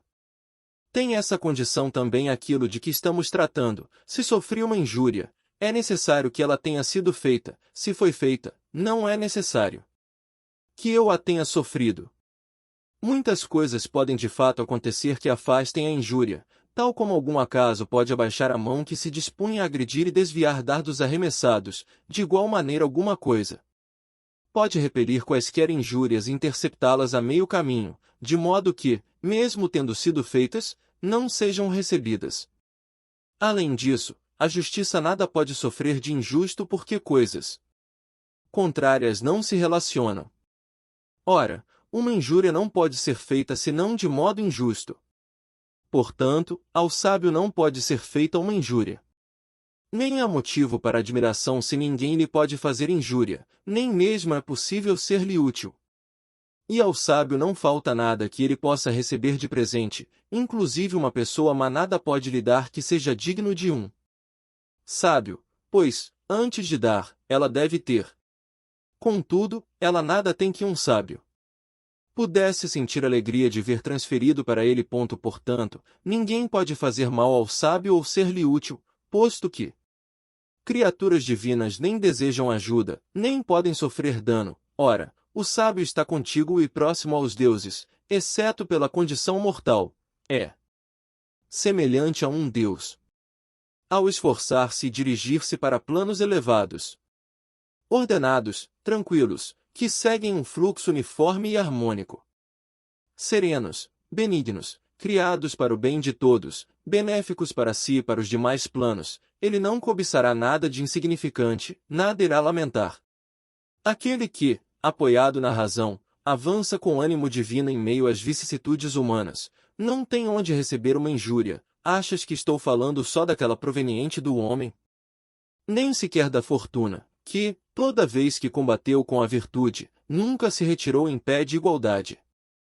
Se com ânimo sereno e plácido recebemos o mais intenso suplício, mais além do qual uma legislação enfurecida e mandatários os mais cruéis nada tem com que nos possam ameaçar, no qual a fortuna esgota seu poder, e se sabemos que a morte não é um mal, e por isso nem mesmo a injúria, muito mais facilmente toleraremos outras vicissitudes. Danos e sofrimentos, humilhações, desterros, lutos, separações, coisas que não abatem o sábio mesmo se o acometessem todas juntas, ainda menos ele iria afligir-se com os golpes de cada uma individualmente. E, se ele suporta com equilíbrio as injúrias da fortuna, quanto mais as de homens poderosos, que ele sabe serem agentes da fortuna. Assim, ele resiste a tudo, ao rigor do inverno e às intempéries do clima, a febres e doenças e a outras casualidades, e não forma juízo tão positivo sobre alguém a ponto de achar que tal pessoa tenha feito algo com sabedoria, o que se dá unicamente com o sábio. Dos demais homens não são próprias as ponderações, mas as fraudes e insídias e os movimentos de alma irrefletidos, que o sábio enumera entre os fatos acidentais. Todo fato fortuito, porém, é causa de crueldades ao redor de nós e contra coisas sem valor. Pensa também o seguinte: o pretexto para as injúrias amplia-se largamente na proporção dos meios buscados para nos pôr em risco, tais como o suborno de um delator, uma falsa incriminação ou a incitação do ódio de poderosos contra nós e quaisquer outras violências que ocorrem entre homens trajados de toga. Existe também aquela injúria frequente, de suprimir o ganho de uma pessoa ou um prêmio a longo tempo desejado, de desviar uma herança que se havia tentado alcançar com grande empenho e de cancelar os favores de uma casa da qual se obtinham proveitos. Dessas ações escapa o sábio, que não sabe viver nem na esperança nem no medo. Acrescenta agora o fato de que ninguém recebe uma injúria com ânimo sereno, mas perturba-se ao percebê-la. No entanto, carece dessa perturbação o homem liberto de erros, que tem domínio de si e está em profunda paz e serenidade. De fato, aquele, se o toca uma injúria, esta não só o disturba, mas o compele. Já o sábio está isento de ira, que é provocada pela ideia de sofrer injúria, nem de outro modo ele poderia estar isento de ira se também não fosse inacessível à injúria, que ele sabe que não lhe pode ser feita. Daí ele ser tão confiante e contente, daí ser tomado de alegria contínua, porém, de tal modo ele não se abala diante de ataques vindos de situações e de pessoas que a própria injúria lhe é de utilidade, pela qual ele se põe à prova e experimenta sua virtude. Peço-vos o favor de acolhermos essa proposição e de nos manter com ânimo e ouvidos benévolos enquanto se procura retirar da injúria o sábio. E nem por isso se está subtraindo nada de vossa petulância e tão rapinante cupidez, ou de vosso cego desatino e soberba, mantendo-se os vossos vícios a salvo, busca-se para o sábio a liberdade. Não estamos fazendo com que não vos seja possível praticar injúria, mas com que ele lance para o alto todas as injúrias e se defenda com tolerância e magnitude de espírito. Assim, em abomináveis combates muitos venceram as mãos dos que os golpeavam fatigando-os com paciência obstinada, considera que o sábio está nessa condição, a daqueles que por longa e perseverante prática conseguiram vigor para suportar e exaurir toda a força inimiga. Dado que percorremos a primeira parte da discussão, passemos para a seguinte, em que refutaremos a contumélia com alguns argumentos específicos, mas a maioria deles comum a ambos os tópicos. Ela é menos grave que a injúria, e podemos lamentá-la mais do que persegui-la, e também as leis não a consideraram digna de qualquer punição. Move esse sentimento uma debilidade de ânimo que se ressente por uma palavra ou uma ação de desprestígio, ele hoje não me recebeu, embora recebesse. Outros, ele ou menosprezou com arrogância a minha fala ou riu dela. Abertamente, ele não me colocou no leito do meio, mas no mais baixo. E outras queixas desse tipo. De que outro modo eu deveria chamá-las? Se não lamúrias de um melindroso? Nelas incorrem em geral pessoas delicadas e felizes, pois quem se sente premido por problemas maiores não tem tempo de notar essas coisas. As índoles por natureza frágeis e feminis devido a excessivo tempo livre, e que se comprazem na ausência de uma real injúria, vêm-se perturbadas por tais fatos, a maior parte dos quais se assenta no equívoco de quem os interpreta. Assim, quem é afetado por uma contumélia mostra que em si mesmo não há nenhuma sabedoria nem confiança. Com efeito, ele se julga indubitavelmente menosprezado, e essa mágoa não ocorre sem certa debilidade do ânimo, que se deprime e se abate. O sábio, porém, não se sente menosprezado por ninguém, conhece sua grandeza e afirma para si mesmo que ninguém tem poder sobre ele, e todos esses sentimentos que eu poderia chamar não de males, e sim de contrariedades da alma, ele não se empenha em vencer, pois nem sequer os sente. Outras são as coisas que ferem o sábio, mesmo sem o abaterem, como a dor e a debilidade física ou a perda de amigos e filhos e a destruição de sua pátria consumida pela guerra. Estas não nego que o sábio possa senti-las, de fato, não lhe atribuímos a dureza da pedra ou do ferro. Não é nenhuma virtude suportar o que não se sente. Então o que ocorre? Ele recebe alguns golpes, mas, depois de recebidos, supera-os, trata e fecha os ferimentos. Na verdade, os golpes menores nem sequer os sente, e contra eles nem faz uso daquela virtude de tolerar situações duras, mas ou não os nota ou os considera dignos de riso. Além do mais, como são os arrogantes, os insolentes e os que conduzem mal a sua situação afortunados que provocam grande parte das contumélias, o sábio tem um meio pelo qual pode rejeitar esse sentimento inflado, a virtude mais bela de todas, a magnanimidade. Esta passa além de quaisquer sentimentos desse tipo, comparáveis a imagens vãs de sonhos e visões noturnas que nada têm de sólido e verdadeiro. Ao mesmo tempo, o sábio considera que todos eles estão em um estado baixo demais para chegarem a desprezar algo que está tão mais elevado. Contumélia, segundo se diz, deriva de contemptus, desprezo, porque alguém só dirige esse tipo de ataque a quem despreza. Todavia, ninguém despreza aquele que é maior e melhor, mesmo se age como costumam agir os que sentem desprezo. De fato, a criança pequena bate no rosto dos pais, desmancha e puxa os cabelos de sua mãe, cospe-lhe ou desnuda a vista dos seus as partes a serem cobertas e não poupa palavras mais obscenas, mas nada disso chamamos contumélia. Por que a razão? Porque quem as faz não é capaz de desprezar. É a mesma razão por que nos divertem as brincadeiras de nossos escravos contra seus senhores, e a ousadia deles se faz justificar contra convivas tão somente sob a condição de começar pelo senhor. E quanto mais desprezíveis são eles, mais soltas têm as línguas. Para essa finalidade, alguns compram moleques insolentes. Estimulam a impudência deles e os deixam junto a um instrutor para que de propósito esparem impropérios, e não chamamos isso de contumélias, e sim de gracejos. Porém, quanta estupidez há em ora divertir-se, ora ofender-se, e uma coisa dita por um amigo chamá-la de afronta, dita por um escravinho, de insulto brincalhão. A percepção que temos das crianças, o sábio a tem de todos os homens, que, mesmo depois da juventude e da velhice, permanecem na infância. Acaso progrediram esses homens cujo espírito é enfermo e cujas deficiências aumentaram enormemente, os quais diferem das crianças somente pelo tamanho e pela forma do corpo, sendo de resto não menos volúveis e inseguros, com uma sede indistinta de prazeres, nervosos, inclusive pacatos não por temperamento, mas por temor?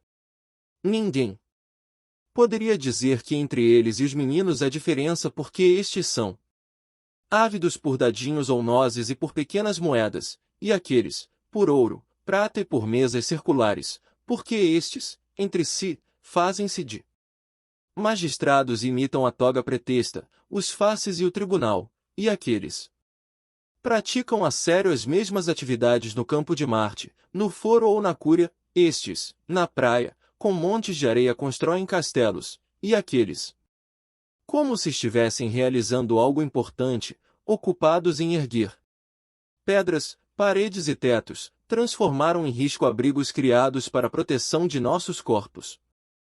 Portanto, o engano dos mais avançados em idade é igual ao das crianças, mas diz respeito a coisas distintas e de importância maior. Por conseguinte, não sem razão o sábio encara como brincadeiras as suas contumélias e por vezes os adverte e os castiga como a crianças, não porque tenha sido afetado por uma injúria, mas porque eles a fizeram e para que deixem de fazê-la. De fato, assim também a montaria é domada com o açoite, não nos enfurecemos com esses animais quando recusam o cavaleiro, contudo os punimos para que a dor vença a contumácia. Portanto, verás solucionada igualmente aquela objeção que se nos faz, se o sábio não é afetado nem pela injúria nem pela contumélia. Por que ele pune os que a fizeram? Ele não se vinga, mas os corrige. No entanto, qual é a razão para não acreditares que esta firmeza de ânimo ocorre em um homem sábio, quando te é possível notar em outros a mesma condição, embora de origem diversa? Que médico se enfurece com um louco? Quem recebe como ofensivos os insultos de uma pessoa febril a qual se negou água fria? O sábio tem para com todos o mesmo sentimento que o médico para com seus pacientes, dos quais nem recusa tocar as partes íntimas se carecem de tratamento, nem examinar os dejetos e os fluidos, nem suportar os gritos insultuosos dos que agridem por insânia.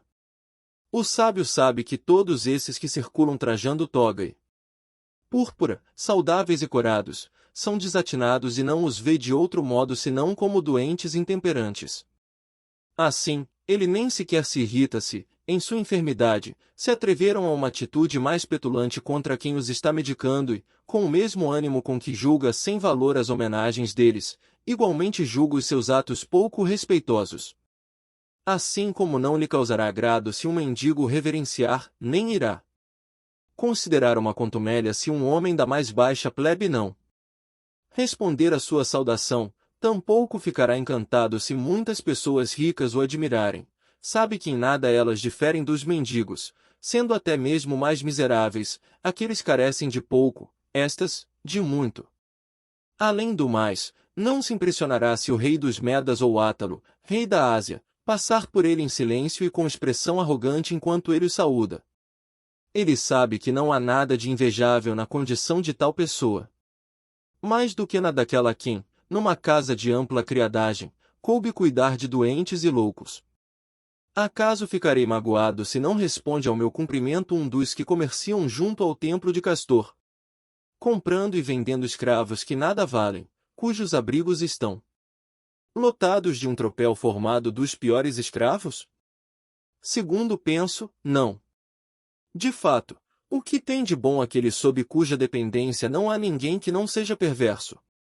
Portanto, assim como o sábio despreza a afabilidade ou a inafabilidade de tal homem, igualmente o faz em relação à de um rei. Tu tens sob ti os persas, os medas e os bactrianos, embora os refreis pelo medo, embora por causa deles não tenha ocorrido de afrouxares o arco, embora inimigos dos mais terríveis, embora venais, embora estejam à espreita de um novo senhor. Ele, portanto, não será afetado pela contumélia de ninguém. Com efeito, por mais que todos sejam diferentes entre si, o sábio realmente considera todos iguais por causa de sua igual estupidez. Na verdade, se ele uma só vez se fizer descer de seu plano, de modo que seja afetado pela injúria ou pela contumélia, não poderá jamais estar seguro. Todavia, a segurança é um bem próprio do sábio. Julgando que lhe tenha sido feita uma contumélia, não fará com que obtenha honra a quem a infligiu. É de fato inevitável que uma pessoa sinta prazer em ser tida em consideração por quem a contragosto ela toleraria ser desprezada. Tamanha demência domina alguns a ponto de acharem que uma contumélia lhes pode ser feita por uma mulher. Que importa quanto a consideram abastada, quantos lecticários tenha, quão adornadas as suas orelhas, quão espaçosa a sua liteira. Igualmente é uma criatura imponderada, e, se não lhe advieram conhecimento e muita erudição, é feroz, incontinente nos desejos. Alguns não suportam levar um esbarrão de um cabeleireiro e consideram uma contumélia o mau humor de um porteiro, a arrogância de um escravo nomenclador, a carranca de um camareiro. Quanto riso devem provocar cenas como essas, de quanto prazer se deve encher o espírito de quem contempla a própria serenidade em meio ao tumulto dos erros alheios. Mas como? O sábio não se aproximará de portas guardadas por um porteiro austero. Ele, sem dúvida, irá tentar se uma necessidade o chamar e vai amolecê-lo, quem quer que ele seja, como a um cão bravo, lançando-lhe um petisco, e não vai ficar indignado de despender algum valor para transpor a soleira, considerando que em algumas pontes se paga pedágio.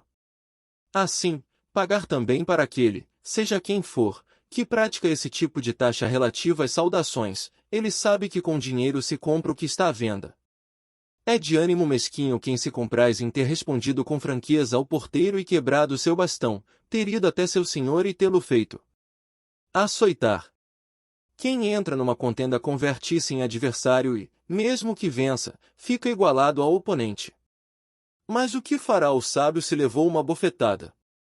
O mesmo que Catão depois de terem-lhe batido no rosto, não se inflamou, não puniu a injúria, nem mesmo a perdoou, mas negou que tivesse sido feita, com um ânimo ainda maior do que se a tivesse perdoado, não a reconheceu. Não nos deteremos longo tempo nesse ponto, quem de fato ignora que para o sábio nenhuma das coisas que se crê como um mal ou um bem parece ser tal como para as demais pessoas. Ele não olha para o que os homens julgam como torpe ou miserável, não vai por onde vai o povo, mas, tal como os astros dirigem seu curso em sentido contrário ao do céu, assim também ele avança na direção oposta da opinião comum. Deixa de perguntas deste tipo, o sábio, então, não sofrerá injúria. Se for surrado, se um olho lhe for arrancado? Não sofrerá contumélia se no foro ele for tratado com palavras insultuosas de pessoas sórdidas. Se no banquete de um rei lhe for ordenado que se ponha à mesa depois da refeição e coma junto com os escravos aos quais coubem sorte tarefas degradantes? Se for obrigado a tolerar alguma outra daquelas coisas que podem ser escogitadas como incomodas para um pudor sensível. Por mais que essas situações se avultem em número e em gravidade, serão da mesma natureza, se as pequenas não o atingirem, nem mesmo as maiores. Se poucas não o atingirem, nem mesmo muitas. Mas vós fazeis uma conjectura sobre a grandeza de seu espírito com base em vossa debilidade, depois de considerar sobre quanto julgais que podeis suportar, colocais o limite da capacidade do sábio um pouco além da vossa. Porém, sua virtude o situou em outra dimensão do cosmo, de modo que ele não tem nada em comum convosco. Faz um levantamento de adversidades e de todas as situações difíceis de tolerar e das que repugna ouvir falar ou ver. Ele não será esmagado pelo acúmulo delas e resistirá a cada uma tal qual a todas juntas. Quem diz que para o sábio uma coisa é tolerável, outra é intolerável, e mantém a grandeza de seu ânimo dentro de certos limites procede mal, a fortuna nos vence se não é inteiramente vencida por nós. Para não julgares que essa é uma resistência estoica, Epicuro, quem vós assumis como patrono da vossa inércia e o qual julgais Preceituar uma atitude mole, indolente e voltada aos prazeres, afirma que raramente a fortuna interfere na vida do sábio. Ele quase emitiu palavras próprias de um homem. Queres tu falar com mais forças oprimir totalmente a fortuna? A casa do sábio é apertada, sem luxo, sem estrépito, sem adornos, não vigiada por porteiros que repartem a turba de visitantes com venal arrogância, mas a fortuna não passa por esta porta vazia e livre de vigias, ela sabe que não tem ali um lugar onde existe algo de seu. E se até Epicuro, que foi muito indulgente com o corpo, se insurge contra as injúrias, por que no nosso caso isso pode parecer inacreditável ou acima da capacidade da natureza humana? Ele afirma que as injúrias são toleráveis para o sábio, nós, que as injúrias para ele não existem. Nem há motivo para dizeres que isso repugna a natureza, não negamos que é uma coisa incômoda ser açoitado, golpeado e carecer de algum membro, entretanto negamos que todas essas coisas são injúrias, não eliminamos delas a sensação de dor, mas o nome de injúria, que não lhes pode ser atribuído restando intacta a virtude. Qual das duas doutrinas fala com mais exatidão veremos, ambas ao menos concordam quanto ao menosprezo da injúria. Indagas que diferença há entre as duas? Há que existe entre os mais fortes gladiadores, um dos quais comprime o ferimento e resiste em sua posição, o outro, olhando para o público que grita, faz sinal de que não é nada e não aceita que intercedam no combate. Não há motivo para julgares importante aquilo sobre o que discordamos, os dois exemplos exortam aquela proposição de que tratamos, a qual, sendo única, estendese a vós, desprezar as injúrias e aquilo que eu chamaria de sombras e suposições de injúrias, as contumélias, que, para serem desprezadas, não requerem um homem sábio, mas somente um que tenha plena consciência e que possa indagar para si mesmo, essas coisas me acontecem merecida ou imerecidamente? Se merecidamente, não é contumélia, é uma sentença. Se imerecidamente, aquele que pratica essa injustiça deveria enrubescer. E o que é que se denomina contumélia? Alguém zombou de minha calvície, de minha miopia, da magreza de minhas pernas e de minha estatura, que contumélia em ouvir sobre o que é aparente.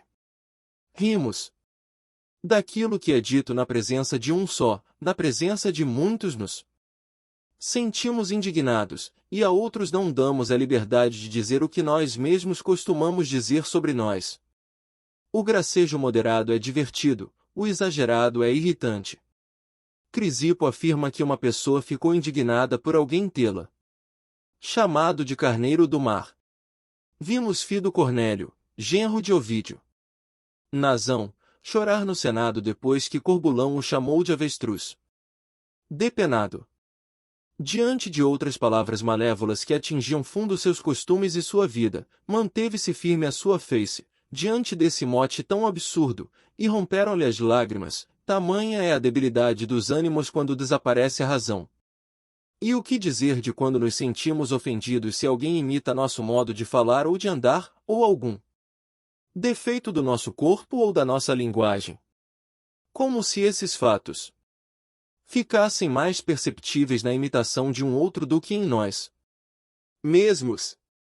Alguns ouvem contrariados falar de sua velhice, dos cabelos brancos e de outras coisas que se fazem votos para alcançar. Falar mal de sua pobreza deixou alguns enfurecidos, no entanto, quem a esconde já se censurou por causa dela. Assim, dos petulantes e dos que gracejam por meio de insultos retira-se o argumento se espontaneamente o abordares primeiro. Não oferece motivo de riso quem ri de si mesmo. Conta-se que Vatínio, homem nascido para ser alvo tanto de riso quanto de ódio, foi um bufão não só espirituoso como mordaz.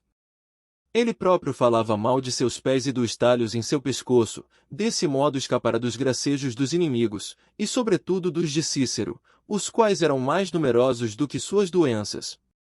Se foi capaz disso alguém que, pela aspereza de sua língua, por meio de contínuos insultos desaprender o sentimento de vergonha, por que não o seria aquele que, por meio dos estudos liberais e do cultivo da sabedoria tem alcançado algum progresso? Acrescenta que é um tipo de vingança negar a alguém que fez uma contumélia o prazer de tê-la feito. É comum alguém dizer: "Ah, que pena, acho eu, ele não entendeu", a tal ponto o fruto da contumélia está na percepção e na indignação daquele que a sofre.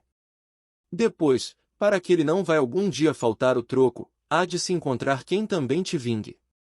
Caio César, um contumelioso, entre outros vícios em que abundava, era movido pelo prazer intenso de ferir todos com alguma afronta, ele próprio sendo matéria muito fecunda de riso, tamanha era a feiura da palidez que atestava sua insânia, tamanha a expressão feroz de seus olhos ocultos sob a fronte envelhecida, tamanho o aspecto ruim de sua cabeça pelada e com os respingos de cabelos postiços, e ainda a cerviz tomada de pelos, a finura das pernas e a enormidade dos pés. Seria infindável se eu quisesse referir cada um dos motivos pelos quais ele foi contumelioso com seus pais e avós, ou com cidadãos de todas as classes. Mencionarei aqueles que o levaram à ruína. Ele tinha Valério Asiático entre seus principais amigos, homem feroz e que mal toleraria com calma ofensas feitas a outras pessoas. Para esse homem, durante um jantar, ou seja, como em uma assembleia, com voz bem alta, César expôs quais eram as qualidades da esposa dele na cama. Bons deuses!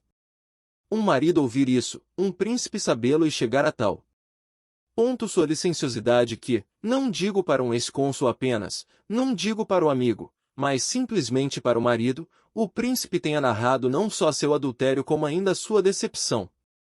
Já, ao contrário, o modo de falar de Quéria, tribuno militar, não era correspondente ao valor de sua mão, tinha uma voz mole e bastante suspeita não fossem conhecidos os seus atos valorosos. Quando este lhe pedia uma palavra de ordem, Caio ora lhe dava Vênus, ora Priapo. Censurando continuamente a delicadeza do soldado, tais censuras, ele próprio as fazia em trajes transparentes, calçando sandálias e adornado de ouro. Obrigou-o, dessa maneira, a fazer uso do ferro para não lhe pedir mais a palavra de ordem. Foi ele o primeiro entre os conjurados a ter erguido a mão armada, foi ele que o decepou com um só golpe no meio da cerviz. Em seguida, foram-lhe cravados de toda parte numerosos golpes de espada que vingavam injúrias públicas e privadas, mas o primeiro foi aquele varão que menos aparentava sê-lo. E o próprio Caio, todavia, considerava tudo contumélia, assim como os que não toleram sofrê-la são os que mais desejam fazê-la. Ele ficou irado com Herênio Macrão porque o havia saudado como Caio e não deixou impune um centurião primipilo pelo fato de tê-lo chamado de Calígula. Costumava-se chamá-lo por esse apelido porque ele nascerá em um acampamento militar e for o pupilo das legiões, jamais tendo sido mais íntimo dos soldados com outro nome, mas, já depois de alçado em coturnos, considerava Calígula um insulto e uma desonra. Portanto, irá nos servir de consolo o seguinte: mesmo se nossa afabilidade renunciar à vingança, haverá alguém para punir o insolente, arrogante e injurioso, vícios que não se esgotam em um só homem, em uma única contumélia. Olhemos para os exemplos daqueles cuja paciência louvamos, como o de Sócrates, que tomou positivamente as piadas contra ele feitas publicamente vistas nas comédias, rindo-se delas, e não menos quando foi banhado de água suja por sua esposa Xantipa. Censurava-se Antístenes sua mãe bárbara e nascida na Trácia. Ele respondeu que também a mãe dos deuses era natural do Monte Ida. Não se deve chegar à rixa e ao antagonismo. Devemos nos apartar, e tudo o que for feito por insensatos, mas só por insensatos é que pode ser feito, deve-se deixar de lado e ter como indistintas as honrarias e as injúrias do povo. Nem doer-se por estas, nem alegrar-se por aquelas. De outro modo, por temor de contumélias ou pelo aborrecimento, negligenciaremos muitas ações necessárias e não faremos frente a deveres públicos e privados, por vezes inclusive vantajosos, enquanto nos aflige a preocupação muito pouco viril de ouvir alguma crítica contra nosso caráter. Por vezes irritados até mesmo contra poderosos, revelaremos esse sentimento com intemperante liberdade. Mas também não é liberdade nada sentir, enganamo-nos. Liberdade é situar o ânimo acima das injúrias. Constituir-se como um ser cuja felicidade lhe venha unicamente de si, é separar de si os eventos exteriores para não ter de levar uma vida atormentada, a temer o riso de todos, a língua de todos. De fato, quem é que não nos poderia fazer um insulto se qualquer um o pode? Porém, o sábio e aquele que aspira à sabedoria usarão de um remédio diverso. Os imperfeitos, que se pautam ainda pela opinião comum, devem imaginar o seguinte, que eles terão de viver em meio a injúrias e contumélias, tudo lhes chegará mais leve se já estiverem esperando. Quanto mais honorável é um homem por sua origem, fama e patrimônio, tanto mais valorosa é sua conduta, lembrado de que na linha de frente ficam as tropas mais graduadas. As contumélias, palavras injuriosas, ignomínias e outras desfeitas, ele suporta tal como o clamor dos inimigos, os dardos que passam longe, as pedras a crepitar em torno do capacete sem ferir. As injúrias, tal como golpes, uns cravados nas armas, outros no peito, ele sustenta sem cair e mesmo sem se mover de seu posto. Inclusive se sofres um cerco e uma pressão de violência feroz, é torpe, entretanto, ceder. Protege o posto que te foi designado pela natureza. Perguntas: que posto é esse? O de homem. O sábio dispõe de outro auxílio, que é o reverso deste, pois vós estáis em combate, ele já alcançou a vitória. Não resistais a vosso bem, durante o esforço para chegar à verdade, alimentai-no. Ânimo essa esperança, acolhei de bom grado os melhores conselhos e buscai auxílio na crença e na vontade. Existir uma criatura invencível. Existir uma pessoa contra a qual não tem poder a fortuna é do interesse da sociedade humana.